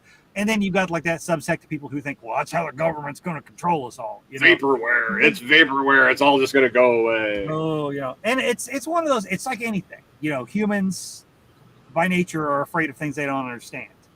So there's just nobody quite gets it. But once you start getting into it and you see the potential and you see where it's already been and where it's going, so many things start to click, you know? And the people who are making shit happen are the ones who are also seeing that. So we're going down that road, whether everybody likes it or not. So you're going to be a whole lot better off in the long run if you get into it now and learn about it now and learn how it works now. So that's like they were talking about yesterday on Jax. Yeah, there may be a lot of shit. You can't go out and pay your power bill right now with Lightning. Probably. I mean, maybe some people can. Sure you can with Fold. Right. Something like that. But it's not as easy as, you know, what we're used to right now. However, if you get into it now and start learning it and you keep up with the shit and keep up with the trends, when this becomes the thing, because it will, you're going to be way ahead of everybody else who was terrified of it up until they were forced to use it. Yeah, you got central digital currency coming. And I mean, it's going to happen. I would rather. I don't think the central digital currency is going to be. I mean, it may like confirm on the Lightning network in the back end, but Lightning gives too much freedom. It gives it to the individual. Yeah. They don't want that. That's not what it's going to be. So right, but I would like to understand the tech that goes on behind it. If they make it dumb enough for the majority of the U.S. population to use and function with. Right. Us understanding how crypto actually works. Yeah. Well, for one, it's like the tech that's going on behind Lightning is what they're going to end up using because it's cheap and it's available and it's easy for them to make it happen. So, yeah, we'll have a better understanding of how their shit works. But also at the same time, Bitcoin's here, Lightning's here, and like it or not, they can bitch, they can make whatever laws and rules they want to about it. They can't do fucking shit about the fact that it exists. So when they turn around and say, look, you're no longer allowed to have money. You can have 1,000 space credits every month. And if you're a bad person, according to our rules, well, you're going to have less. When they turn around and decide to do that shit, they can't stop the fact that there's a counter economy going on over here. And they can try. Unless something magical comes along in the next couple of years that we can't predict, it's probably going to run on Lightning or a very similar technology. So I'd like to be involved now and really know what the fuck's going on with how to avoid the bullshit control mechanism when it does come down the line. Because it's not, and I mean, maybe it'll be 50 years till they pull that shit off. Maybe it'll be next month. I don't know. But when it does happen, not if, when, I'd rather like to know ways to be able to avoid that and actually still live my little fucking evil capitalist lifestyle. Well, yeah. I mean, everybody thought, you hear people talking about, cashless society would be great. I'm like, do you pay your babysitter when she leaves at night, or do you use a credit card? Exactly. Do you pay the kid to mow your lawn? Do you drop him a credit card, or do you give him $20? You know what cashless society? What about when you go to the titty bar? How the hell are you going to get home and your wife's not going to know?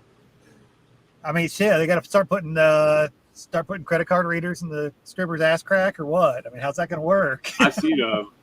We actually had a prototype made up. Oh, really?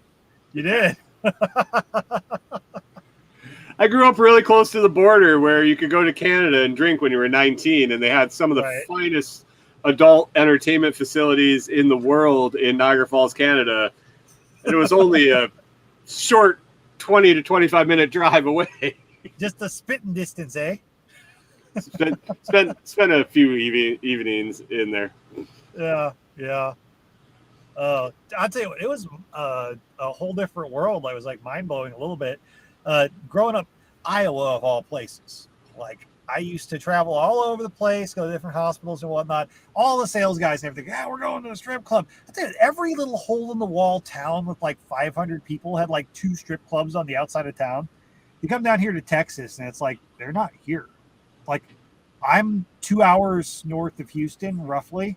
I would have to drive about an hour and a half to find a strip club around here, or go to like Dallas, like 2 hours away, 2.5 hours away. I'm like, wow. Oh man, I grew up in a podunk town in Western New York, and we had, I think, 2 in our town. We actually had one in the town next door that had a double wide trailer that was converted into a strip club. Sounds about right. Yeah. Well, no, actually, it was 2 double wides put together. Yeah. Like down here, they don't have strip clubs. They just have cleared out. They had a stage and a bar in it, and the other one was like the private dances were in like all the rooms in the double wide. Oh yeah, that was all over the place up in Iowa. Now down here in Texas, it's like no, you just have Mexican hookers, then you go to the county jail afterwards. That's just how it works. Right. Or the hospital. Well, it was another thing too. Like being really rural up there, I was like, yeah, no, everybody talks about the South and how conservative they are and everything. Up there, I mean, you could drink at a bar till 3 a.m. Down here, it's like, yeah, no, you can't buy beer at a gas station until at least noon, because Jesus, wow, okay, that is a culture shock. Yeah, Buffalo, we were 4 a.m. last call. Ooh, damn. And that was it was all because of the factory, the swing shifts and the 3 shifts, and they were like, well, the guy's getting off third shift, getting off at 6 a.m. That's his dinner time. Like, why can't he go to the bar after work and have a beer just because it's 6 a.m? Well, apparently, I mean, it was only a couple of years before I moved down here. I've been in here like not even 8 years, but it was a couple of years before then that there were still dry counties down here where you have to go to another county, even buy alcohol. I mean, even like beer or wine. Illinois and Iowa both. When I was up there, still in Arkansas. When we went to Arkansas. Yeah, you go to Walmart at 1 a.m. and buy liquor off the shelf. Down here, like you can't even actually get like liquor unless it's at a liquor store. Yeah, they don't have it. You can buy beer and wine in some places, but they don't have liquor anywhere but a liquor store. We got beer. We got beer at the grocery store. No, beer at the liquor store. Beer at the gas station. Depends on what kind of gas station it is. There's beer at every gas station. 3.2 beer. Do you guys have 3.2 beer there? Have what? 3.2% alcohol beer. Probably somewhere. Most of the stuff around here is 4.5, 5. Yeah. Near beer. Yeah, we have every single generic or major brand, Bud Light, all that. They're all at the gas stations, but they're 3.2. What the hell? Like you drink like 40 of them, all you get is a headache. Right? Like, God damn. 3.2. What the hell is that? Why even bother? It's near beer. It's near beer. Dude, isn't like O'Doul's like 0.08 or some shit, 0.8 or some bullshit? Yeah, I mean, fuck.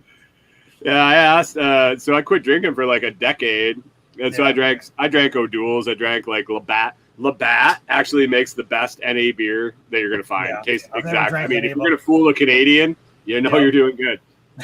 Anyway, I asked a cop buddy of mine. I was like, "Hey, so can I drink an O'Doul's while I'm driving?" He's like, "Absolutely not." I'm like, "Why?" It's non-alcoholic beer. He's like, "Yeah, but there's alcohol in it." It's like, just very low alcohol. Okay. Okay. Like you could slam 40. If you could manage to drink 40 in an hour, you might get a buzz. Maybe. I got a big funnel.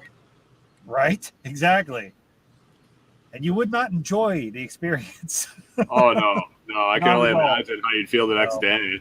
Yeah. No, I had a stretch where I quit drinking for a while, and I never messed with the old non-alcoholic beers or whatnot. I was like, you know what? What's the point? To me, it's kind of like it's like decaf coffee. Yeah. I'm not gonna do it. Why? You know, there's other. I really wish they had. And now they do like non-alcoholic whiskey. That was the thing I always wanted to invent, and they have it now. It's like a concentrate And I actually talked to a bunch of people because I bartended for so long that I knew people in the industry, and I tried to talk to them. I'm like, so is this feasible? They're like, yeah, it's so expensive. It wouldn't be worth it. Like the amount you'd have to distill down to get it with no alcohol in it. Well, I mean, if you think so about expensive. it, considering alcohol pretty much evaporates faster than water, if you took regular whiskey and you put it in, you know, a pretty much low temperature, like 120 degrees or whatnot, and left it, it's probably going to affect the flavor, though. That's the hard part, because other shit, you know, is going to attach to that alcohol and evaporate. It's like essential oil. Right. It gets so concentrated, and you need so much of the concentrate to get the flavor. Right. And like I was a straight whiskey guy, so I would have to have like it almost be vanilla, where you would like fill a glass with water and put drops in. And now they've synthetically made it. I think I hear Nicole and Jack talking about this, the non-alcoholic like gin or something.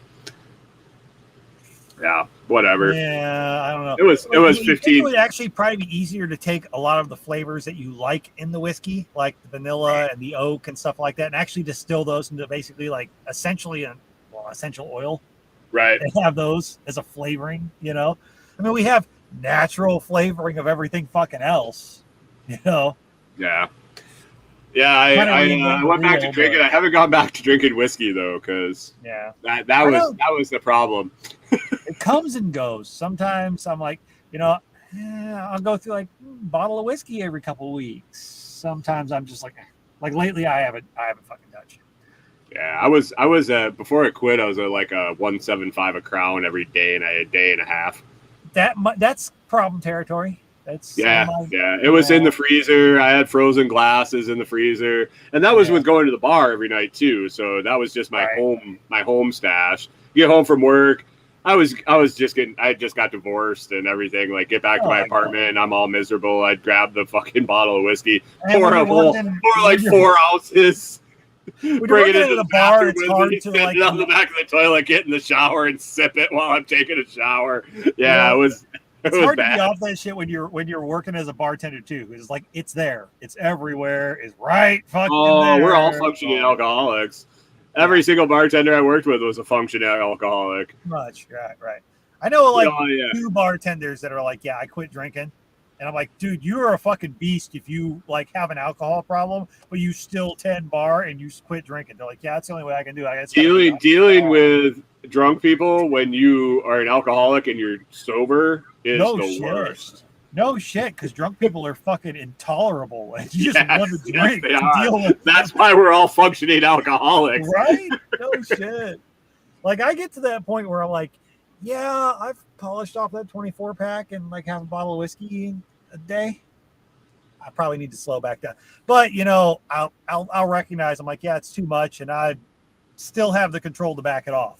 Well, that was the thing. I never had a starting problem. It was always a stopping problem. Exactly. Like, I quit one day cold turkey. I was just like, I'm done. I had some bullshit go down, and the next morning I was like, I'm just done. I think I'm going to be done. I didn't drink for 10 years. I really didn't even want to drink. Right. It wasn't I have to go to AA so I don't drink. The problem was when I had a drink, I had them all. Oh, yeah. Like, I either finished them, I passed out, or I went and got more. What makes it hard as fuck? If you're trying to like slow down on shit, a Texas summer. Because it sounds really good, a fucking beer. And then that fucking beer goes down really fucking quick when it's 104 degrees out. And the next one is like right behind it. Next thing you know, you're like, where'd all the beer go? So here's why everybody around here fucking pounds out a fucking 30 pack in a day half the time. Here's what I probably should have realized I had a problem when I was bartending, and I cut somebody off that had cerebral palsy. Damn. Because I saw him walk across the bar, and I was like, just kind of had my eyes out. I was always toasted behind the bar, and I'm like, that dude's hammered. He gets up to the bar and he's like, orders a beer, and I'm like, dude, you're cut off. You can't even walk. He's like, dude, I got cerebral palsy. I'm like, what? And I look over and he's got crutches, and I'm like, oh man. Oh shit. I'm sorry. I'll buy that beer for you. I got a couple more for you if you want them, because I feel like a real asshole. Man, my bad. I feel like an asshole. And in the back of your head, you're like, I just cut off Michael J. Fox. What the fuck, you know? I walked over to my coworker and I was like, dude, I just cut that guy off over there. He's like, who? And I pointed over to him. He's like, are you serious? Yeah. I should have had a come to Jesus moment at that time, but it didn't happen. Well, yeah. But you were drunk, so you weren't. I was. I might have been under the influence of other things too. Who the hell knows at that point in my life? Right. Different world, man. Different. Totally. It's your own. It's like its own society. It's its own like all the bartenders, servers, especially the ones that work late nights. You all kind of hang out after work, and when you close, there's nothing open, so you all end up at somebody's house or an after party or an after hours bar or this or that, and it's all the same people that you hang out with all the time because you're all together. It's like your own, and they've all got the same problem as you. So yeah, exactly. Yep, and we all pass money around. It was like I would get off of work. If I got off of work early, I'd go across the street to that bar, and they would comp all my drinks, and I would leave them a fat tip. And then the next night they'd show up before work, come over to my bar that I was working at. I'd comp all their drinks and they'd give me my fucking money back. It was this big, it's almost like a big circle jerk, like all the lightning right now. Oh yeah, exactly. Absolutely. And it's like, there have been times in my life where I'm like, I got to quit this shit because I got a problem. But it's always when you're hanging out around the drunks. It's just a part of it. It's like when I wasn't right out of college, 21, driving around, company car, I've got this big old thing, traveling. I'm on the road all the time, but I'm always around the sales guys. They're drunk. Oh, they're the biggest. They're the biggest drunks there are. You're going to every bar, and then when you go after you get out of the bar, you're going to the strip clubs, and the strip clubs close up, and you're going out and hanging at somebody's house and getting fucked up afterwards, and you all wake up in time to go do your shit in the morning. Every fucking day, and it's this routine type cycle type thing. And get out of it, get yourself together, get your shit, Then I moved down here and I started working with a bunch of fucking assholes who are in retail who are all pissed off. And it's like, fuck this shit. We get out of here. Let's go out to the bar, sing some karaoke and hang out. Next thing you know, you're hanging out at somebody's house after you get out of the bar. Yeah, it ain't long till you're down that spiral again. So, but I guess that's kind of anything, the people you're around affect your choices and your decisions and where you're at in life. And wasn't that kind of like what we were supposed to talk about today? Like on this episode, we were supposed to talk about social networks and social networks and permaculture. Not like, drunk golfers and fuck. Whatever. That'll be next week. Squirrel nuts or some shit. Yeah. Squirrels. I've actually met Squirrel. He's a good shit. Yeah. I figured you guys had, so because you've been up to the little SquatchFest. I'd love to get up that way. He was on a SquatchFest with us. He's a good character. He's an interesting character. Let's just put it that way. Yeah. I mean, he hangs out with Brian all the time. He goes by Squirrel, so I mean, I can only imagine. Brian calls him Squirrel. Yeah, exactly. And he's like the squirreliest fucker I know.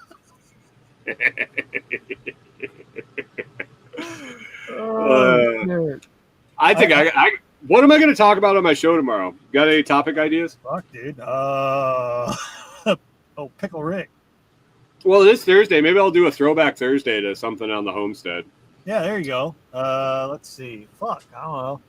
How's your chickens doing? Did you kill everything yet, or does shit? I got three. I have 3 chickens left. I got a rooster and 2 hens that are they're hanging out. They sleep on the hood of my truck every day. They shit all over it. Yeah, but they're not dead yet. But we are not getting eggs for it because we don't know where they're laying. Yeah, they're hiding them. Yeah. And they're like 3 years old, so I'm sure they're not laying every day. Probably like one egg every fucking 4 days or some shit. Yeah. And there's 2 of them. They're just like random out in the field somewhere. I'm feeding these 3 chickens just because I'm compassionate and I'm not going to let them starve. Yep. I've got that, and the rooster comes up and crows at the door of the fucking camper until he gets something every day. I've got like 2 Rhode Island hens that have got to be pushing 5 years old. That I'm just like, you guys have earned your keep. I'm not gonna kill you. And well, that's what we did for anything but soup. So yeah. Yeah, we got sick. So we had a customer that would take all our cull hens, because they used them for the fat for medicine. They were like from Ecuador. Or, where is Rosa from? Somewhere Central America or South America. They used the fat for medicine. Right. And then Corey stopped going into the office, so she was working from home. and we didn't talk to her, didn't deliver down there, and so instead of culling those old ass hens when they retired from our production program, they just got to free range. So like we just like pull them out of the coop and here you go. I know you've been in captivity your whole life, but here's the whole world. Good luck. Best of luck to you.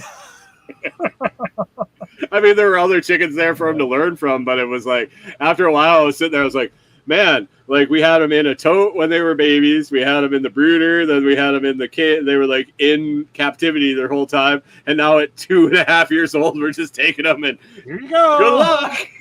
That's what cracks me up too. You get a lot of people who will, they've got the big commercial like laying farms and shit like that out here. And they'll go and rescue hens that would have been killed or whatnot from them. And, you know, they're like half feathered and half dead. They've lived in like 1 square foot per chicken their whole life or whatnot. You got a 2-year-old bird and they feel bad. They're going to go save them and they bring them home and they start letting them free range. And they're like, why do they just sit in the pen? Because they don't know anything else. That's what they know. That they have no idea. No, dude. That's nothing. Up here, we had this one, we had this group that was going around. So we have a lot of mink farms here. Yep. And, I mean, they're like little weasels. They keep them in cages, just like rabbits and everything. These huge, like, barns, like the chickens. Yep. And so these PETA people break into them and they, like, let them out. Open all the cages and let all the mink out. Guess what happens to the fucking slaughter mink? The local chicken farm? Yeah. No! They all fucking die. Yeah. They're domesticated fucking mink, and then open all the cages and go free, and then they all die. Yeah, exactly. Yeah. Oh, good job. You made them suffer. They have no understanding of how to survive on their own. You just fucking killed them all. Great. Good job. Guess what? Dude, nobody got any big fur either out of it. I spent years in Facebook groups, and I kept getting like tagged and then added to these fucking vegan versus meat eater debate groups. Oh, what a shit show. Because it's like not only are you taking people who just don't agree and putting them together, you're literally built a whole group with the idea of let's fight. So, yeah, I spent years dealing with this shit. And all of the fucking crazy fucking... Well, and all the facts don't matter. It's all feelings. Right. So I got really good at debating them or whatnot. It's crazy, though, because later in life here, it's like I've actually like turned it around where I can communicate with them. That took a long fucking time. Like I was at Float Fest. I had like 5 or 6 people who were vegans because there's a lot of vegans in the freedom like movement, you know. And kind of comes with don't hurt anybody else. But you know, it's like when you're in an environment where you can have a discussion and actually talk, and they start realizing why I'm doing what I'm doing, it's like, okay, you're not part of the problem, and what you're doing actually doesn't compete with my ethics. If and the weird part is, when you're face to face, you get popped in the mouth for being a dick. There's that too. Conversations happen a lot better, a lot smoother, and facts actually matter when someone can go, "You're being irrational." Right. So it was funny. It was like on Sunday. Okay, so there's a chat group for Float Fest, and you know, it was mostly people just kind of talking back and forth about whatever. There's a couple guys in there. One guy, come to find out, he was an ex-vegan. He had recently, you know, gone back to eating meat, but it really, really like hyper religious, hyper super kind of Christian, but like that extreme, I'm going to preach down your throat type thing. Was in there, and then there was another guy who was arguing with him who's currently a vegan, very atheist, and they were going back and forth, but it got to this point, it was just this extreme fucking toxic crazy shit. I didn't know about the whole vegan status thing until later. Finally, I got sick of it because I'm like, dude, seriously, we're all here trying to talk about this group shit and like maybe next year and everything, and y'all are fucking making it so everybody's shutting the chat off. Nobody wants to talk about your shit. You're an asshole and being anti-Semitic as fuck. And you're an asshole over here because you keep egging them on. Both of you shut the fuck up kind of thing. And I just finally called them out. Like, I got sick of it. And the one guy comes in and starts some shit. And I'm like, look, seriously, with all due disrespect, go fuck yourself. He's like, that's not respect. I'm like, no, I said all due disrespect. Go fuck yourself. You can't read He either. got so bent out of shape, dude. The guy literally was like, when we meet again in person, we're going to fight. It's going to be a gentleman's duel. And I'm like, I don't want to fucking fight you, dude. I just want you to shut the fuck up and let us actually talk about this event. He's like, no, I'm going to fight you. Whether you want to or not, whether you resist or not, I will fight you and it will be a gentleman's fight. I'm like, well, I don't think that's actually a gentleman's fight. I think that's called assault, but that's okay. When you decide so, that's fine. You can throw the first punch. I don't start fights. I'll finish them. But, whatever. He goes, I'm not a vegan anymore. I don't care how big you are. I'm not scared of you. I'm like, first of all, dude, if you see me, I am not a big guy. Second of all, why would that matter? And then he got all bent out of shape. People that say that shit have no idea what they're doing. Right. I was like, I'm not going to stoop to that level. I was like, dude, you just need to be quiet, calm the fuck down, let people actually just enjoy the group. And I was just like, who the fuck is this guy? I started like looking into it. I'm like, let me look this guy up, find out who's going to try to fucking jack me up when he sees me next time. I'm probably going to run into this guy at FloatFest next year if he shows up. And it was like 4 hours later, though, he comes back and he's like, dude, I lost my shit. That's not really in line with my religion or anything like that. I apologize. And I was like, you know what? All right. It takes some nuts to show up in front of a group of like 350 people here and actually say, I was wrong and I was an asshole. So I was like, all right, well, you know what? We're not going to ever agree on everything, but I'll accept your apology. Just calm the fuck down with the preachy shit. And let's just chill. So we had like an 8-hour conversation, like going on about everything from fucking religion to like meat processing and this and the other. And at the end of the day, like on 75% of shit, people were agreeing. It was actually a good conversation, right. But it literally took people from going like being at each other's throats for no reason to realizing, oh, you know what? If we actually have a logical conversation, we don't disagree on that much. If you take the PETA memes out of the thing and all the emotional shit out of it. If you can just listen to somebody and not disagree with them. Yes, like that's part of what I said. If you disagree with them, just disagree with them. You can let them have their own opinion. You don't have to jump in on everything. It's okay to not have to agree on everything, right? And I actually said that at one point too. I'm like, look, dude, first of all three of us who are in this conversation mostly are saying the same things with different words. I was like, if you take the time to sit back and listen to somebody's perspective, not just talk, you don't have to just share what you feel and what you think. If you actually listen to what somebody else is saying, because everybody else is as passionate about what they're saying as you are, and listen to why they're saying it and their perspective, you might find that the reason they feel the way they do is probably in line with some of the reasons you feel the way you do. And maybe the miscommunication is just a miscommunication. Yeah. Maybe not everybody could be a language barrier. It could be just a different issue looking from a different direction because I'm in a different place in life than you, but we have the same values. We just look at shit different. Well, it was one of the things I initially said. I was like, I'm so glad people didn't behave like this at FloatFest because we had 700 people that showed up and got along, even though I was having conversations while I was grilling meat, talking to vegans, and we had great conversations. But, I was like, everybody showed up and we all had that open attitude and we were all talking and chattering. I mean, you were throwing raw meat patties at them. Yeah, right. Dude, I had a guy who was vegetarian. And he just, the whole time, he's like, nobody else here is cooking. He's like, but it was like 3 to 4 times a day, every day. He'd come up and be like, dude, can you make me an egg and cheese sandwich?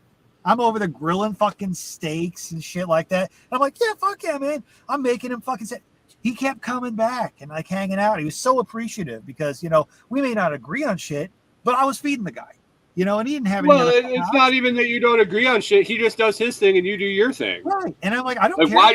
Why do we all have to agree? Why do we all have to be kumbaya? Why can't that's what I was saying on Fireside last night was, so I'm to this point where I'm an anarchist. Yeah. Non-aggression principle. Like, you do you. Right. As long as you're not hurting me, my family, or anybody that I care about, I don't fucking give a shit what you do. I don't give a fuck what you believe, what you think, whatever. If you don't hurt me or don't give a fuck what I do either. Exactly. I'm not hurting anybody. Now, if what I'm doing is directly affecting you, not just offending you, directly hurting you or your family or somebody or whatnot, that's a different story. Jack my ass up. I'm living my life. You're living your life. Yeah. So. And if everybody did that, we'd being a whole better Well, place. you were talking about Gentleman's Duel.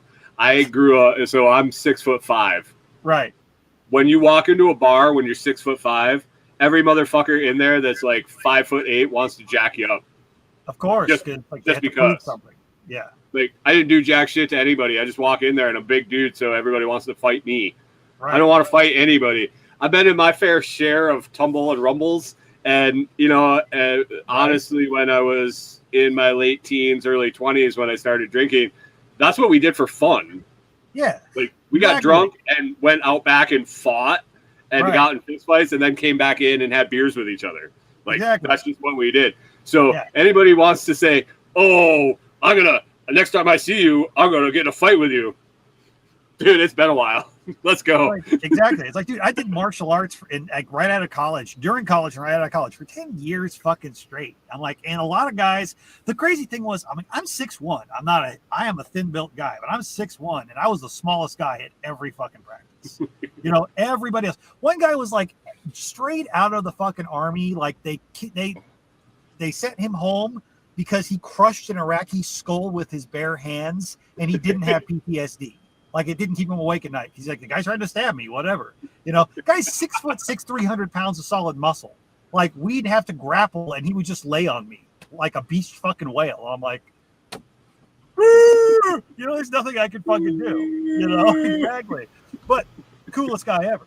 It's like, and I had to deal with that all the time. Like, you don't scare me. The guy was he's doing that normal thing where when somebody wants to like fucking fight you, he's like, I'm 6'1", I have 300 pounds, and he's like, talking about his like pitching record and some shit. I'm like, dude, I don't care. I'm like, I literally have to face down livestock 10 times your size that's pissed off at me for a living. I have to help herd angry bulls occasionally. I don't care. I've stabbed myself in the leg and had a fucking artery gushing and had to like fucking bandage my shit. Put it on Get TikTok. myself to the fucking emergency room. I'm not worried about you fucking like, oh, I'm not a vegan anymore. I'm just scared of you. What was that? I used to get the. Well, I'm a second degree black belt, and I was like, well, I got 4 years of pool sticks and bar school, so Exactly. fuck you. Oh, he came out with he said something about like he's like, oh, I took something by like SCR scars something whatever blah blah blah by somebody Larkin whatever. And I'm like, dude, I don't care. You can quote whatever fucking self-defense class you want to me. I don't care. It's not self-defense. It's offense. Okay, whatever. You're gonna lose even worse then. I don't care. I'm like, come at me. I said, look, I don't ever start shit. I will finish it. I'm like, hey, maybe I'll lose. I don't care, but you know what? You're gonna hurt in the process. I've taken a lot of first punches. Exactly. And I've had one that knocked me off my pegs. The rest, hope you run fast. Exactly. Exactly. Like, I don't have a glass jaw. Let's just put it that way. I got this big, thick fucking head, and people can beat on it, and I don't fall down. So good luck. And I got the opposite thing too. It's all like, look, dude, I've always been the littler guy. Even if I am 6'2", I've been the littler guy. Well, that's the weird part. The hardest I've ever been hit was the smallest guy that ever hit me. Yeah, exactly. He was like a little. He was like the what was the guy on He-Man? Ramrod. Like he pushed him down, and he like popped up. Dude, yeah, this dude like came at me and like caught me underneath my jaw. Holy shit! He was like 5'2". I ever had my ass handed to me was by a 5'1" Mexican girl. I was up there in Iowa doing my thing, but we came down to Houston because there was like this international gathering of people in this martial art every fucking 2 years. I came down here. There was the Mexico group, and they were studying a similar weapon that we were and everything. Halberds, basically like 6 foot long fucking axe with a fucking spike on a stick kind of thing, It was like, dude, badass. We had practice versions of it. They were studying the same shit we were studying. And she's like, there was a language barrier too, but she could speak a little English. She's like, we want to try. Let's spar. I'm like, sweet. Okay, cool. And in my head, I'm thinking this girl's like a foot shorter than me or more. She's tiny. She's built like a fucking twig. I'm going to take it a little easier on her. So I was like, all right, let's go. She's roped you. Dude, next thing I know, she like managed to hook my knee or some shit and flip me over. Basically, from my perspective, the earth came up and slapped me in the back, and I had a fucking spear in my face, just like that. And she's like literally kneeling on my chest. And I'm just like, so I got up and I was like, show me what the fuck you just did. I want to know. But yeah, I mean, you can't get cocky like that shit. Like being the littler guy, I'm like, yeah, look, I had to make up for it by being fucking crazy. You're going to come at me and be an asshole. Look, I'm going to do shit you don't expect. Yeah, I've never been cocky about being the big guy. I've always just kind of tried to avoid everything. But man, you start something, I'm gonna let you know I don't appreciate it. Right, exactly. It's like I try to just stay in the background in most situations, fight or no fight, conversation, no conversation. I just try to stay in the background. And it comes down to when it comes to even just regular talk, conversation, debates, and shit like that. It's like, I don't have any need anymore to go out and try to prove myself and, hey, look at me. Yeah, well, I was a cocky fucker when I was young, too. I'd have to win every goddamn thing, and I'm still going to be competitive. I have fun with it, though. But if you're going to start some shit, yeah, I will finish the I've moved on to trolling more than anything. Right. And just getting fun. people wound up. It's not really about winning anymore. It's just about fun. Like, hey, let me get a rise out of you. And usually I don't start the shit. Oh, dude, I used to have tons of fun fucking around with people, just trolling them and messing with them. But it's like, look, dude, if you want to start shit with me, I'm probably better at it than you. But I have nothing to prove. But if you want to go there, all right. That's the guys at work. They all have different political ideologies, and like I know them all. Like I've been 4 years. I know start political debates with an anarchist. Yeah, who's been through every side of the spectrum a couple of times. Yeah. So I walk into work, and the first guy will be like, "Did you see what they said on CNN last night?" I'm like, yep.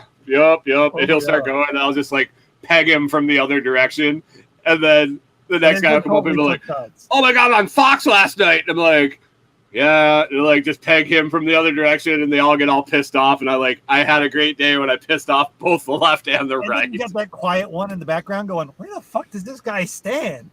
What the hell? I'm just confused. I had one buddy at work that he doesn't work there anymore, but he kept coming to me, and he's like, especially during the whole vaccine mandates and all that shit, and he's like, what do you think? He's like, I think you got it figured out. I'm like, yeah, that they're all full of shit. Exactly. Yeah. So I'll get people too from both sides. They're like, so where do you stand politically? Are you for vaccines? Are you for Trump? I'm for burn the whole fucking thing down and start the fuck over. Because what? Don't even start over. Just burn it. Let it burn. I'll hang out by the smoldering ashes for a while, and then I'll go do my thing. Let them do it anyway. Exactly. And I'm like, dude, seriously, Rome is burning, and I would be fucking roasting marshmallows if I wanted to eat that many fucking carbs.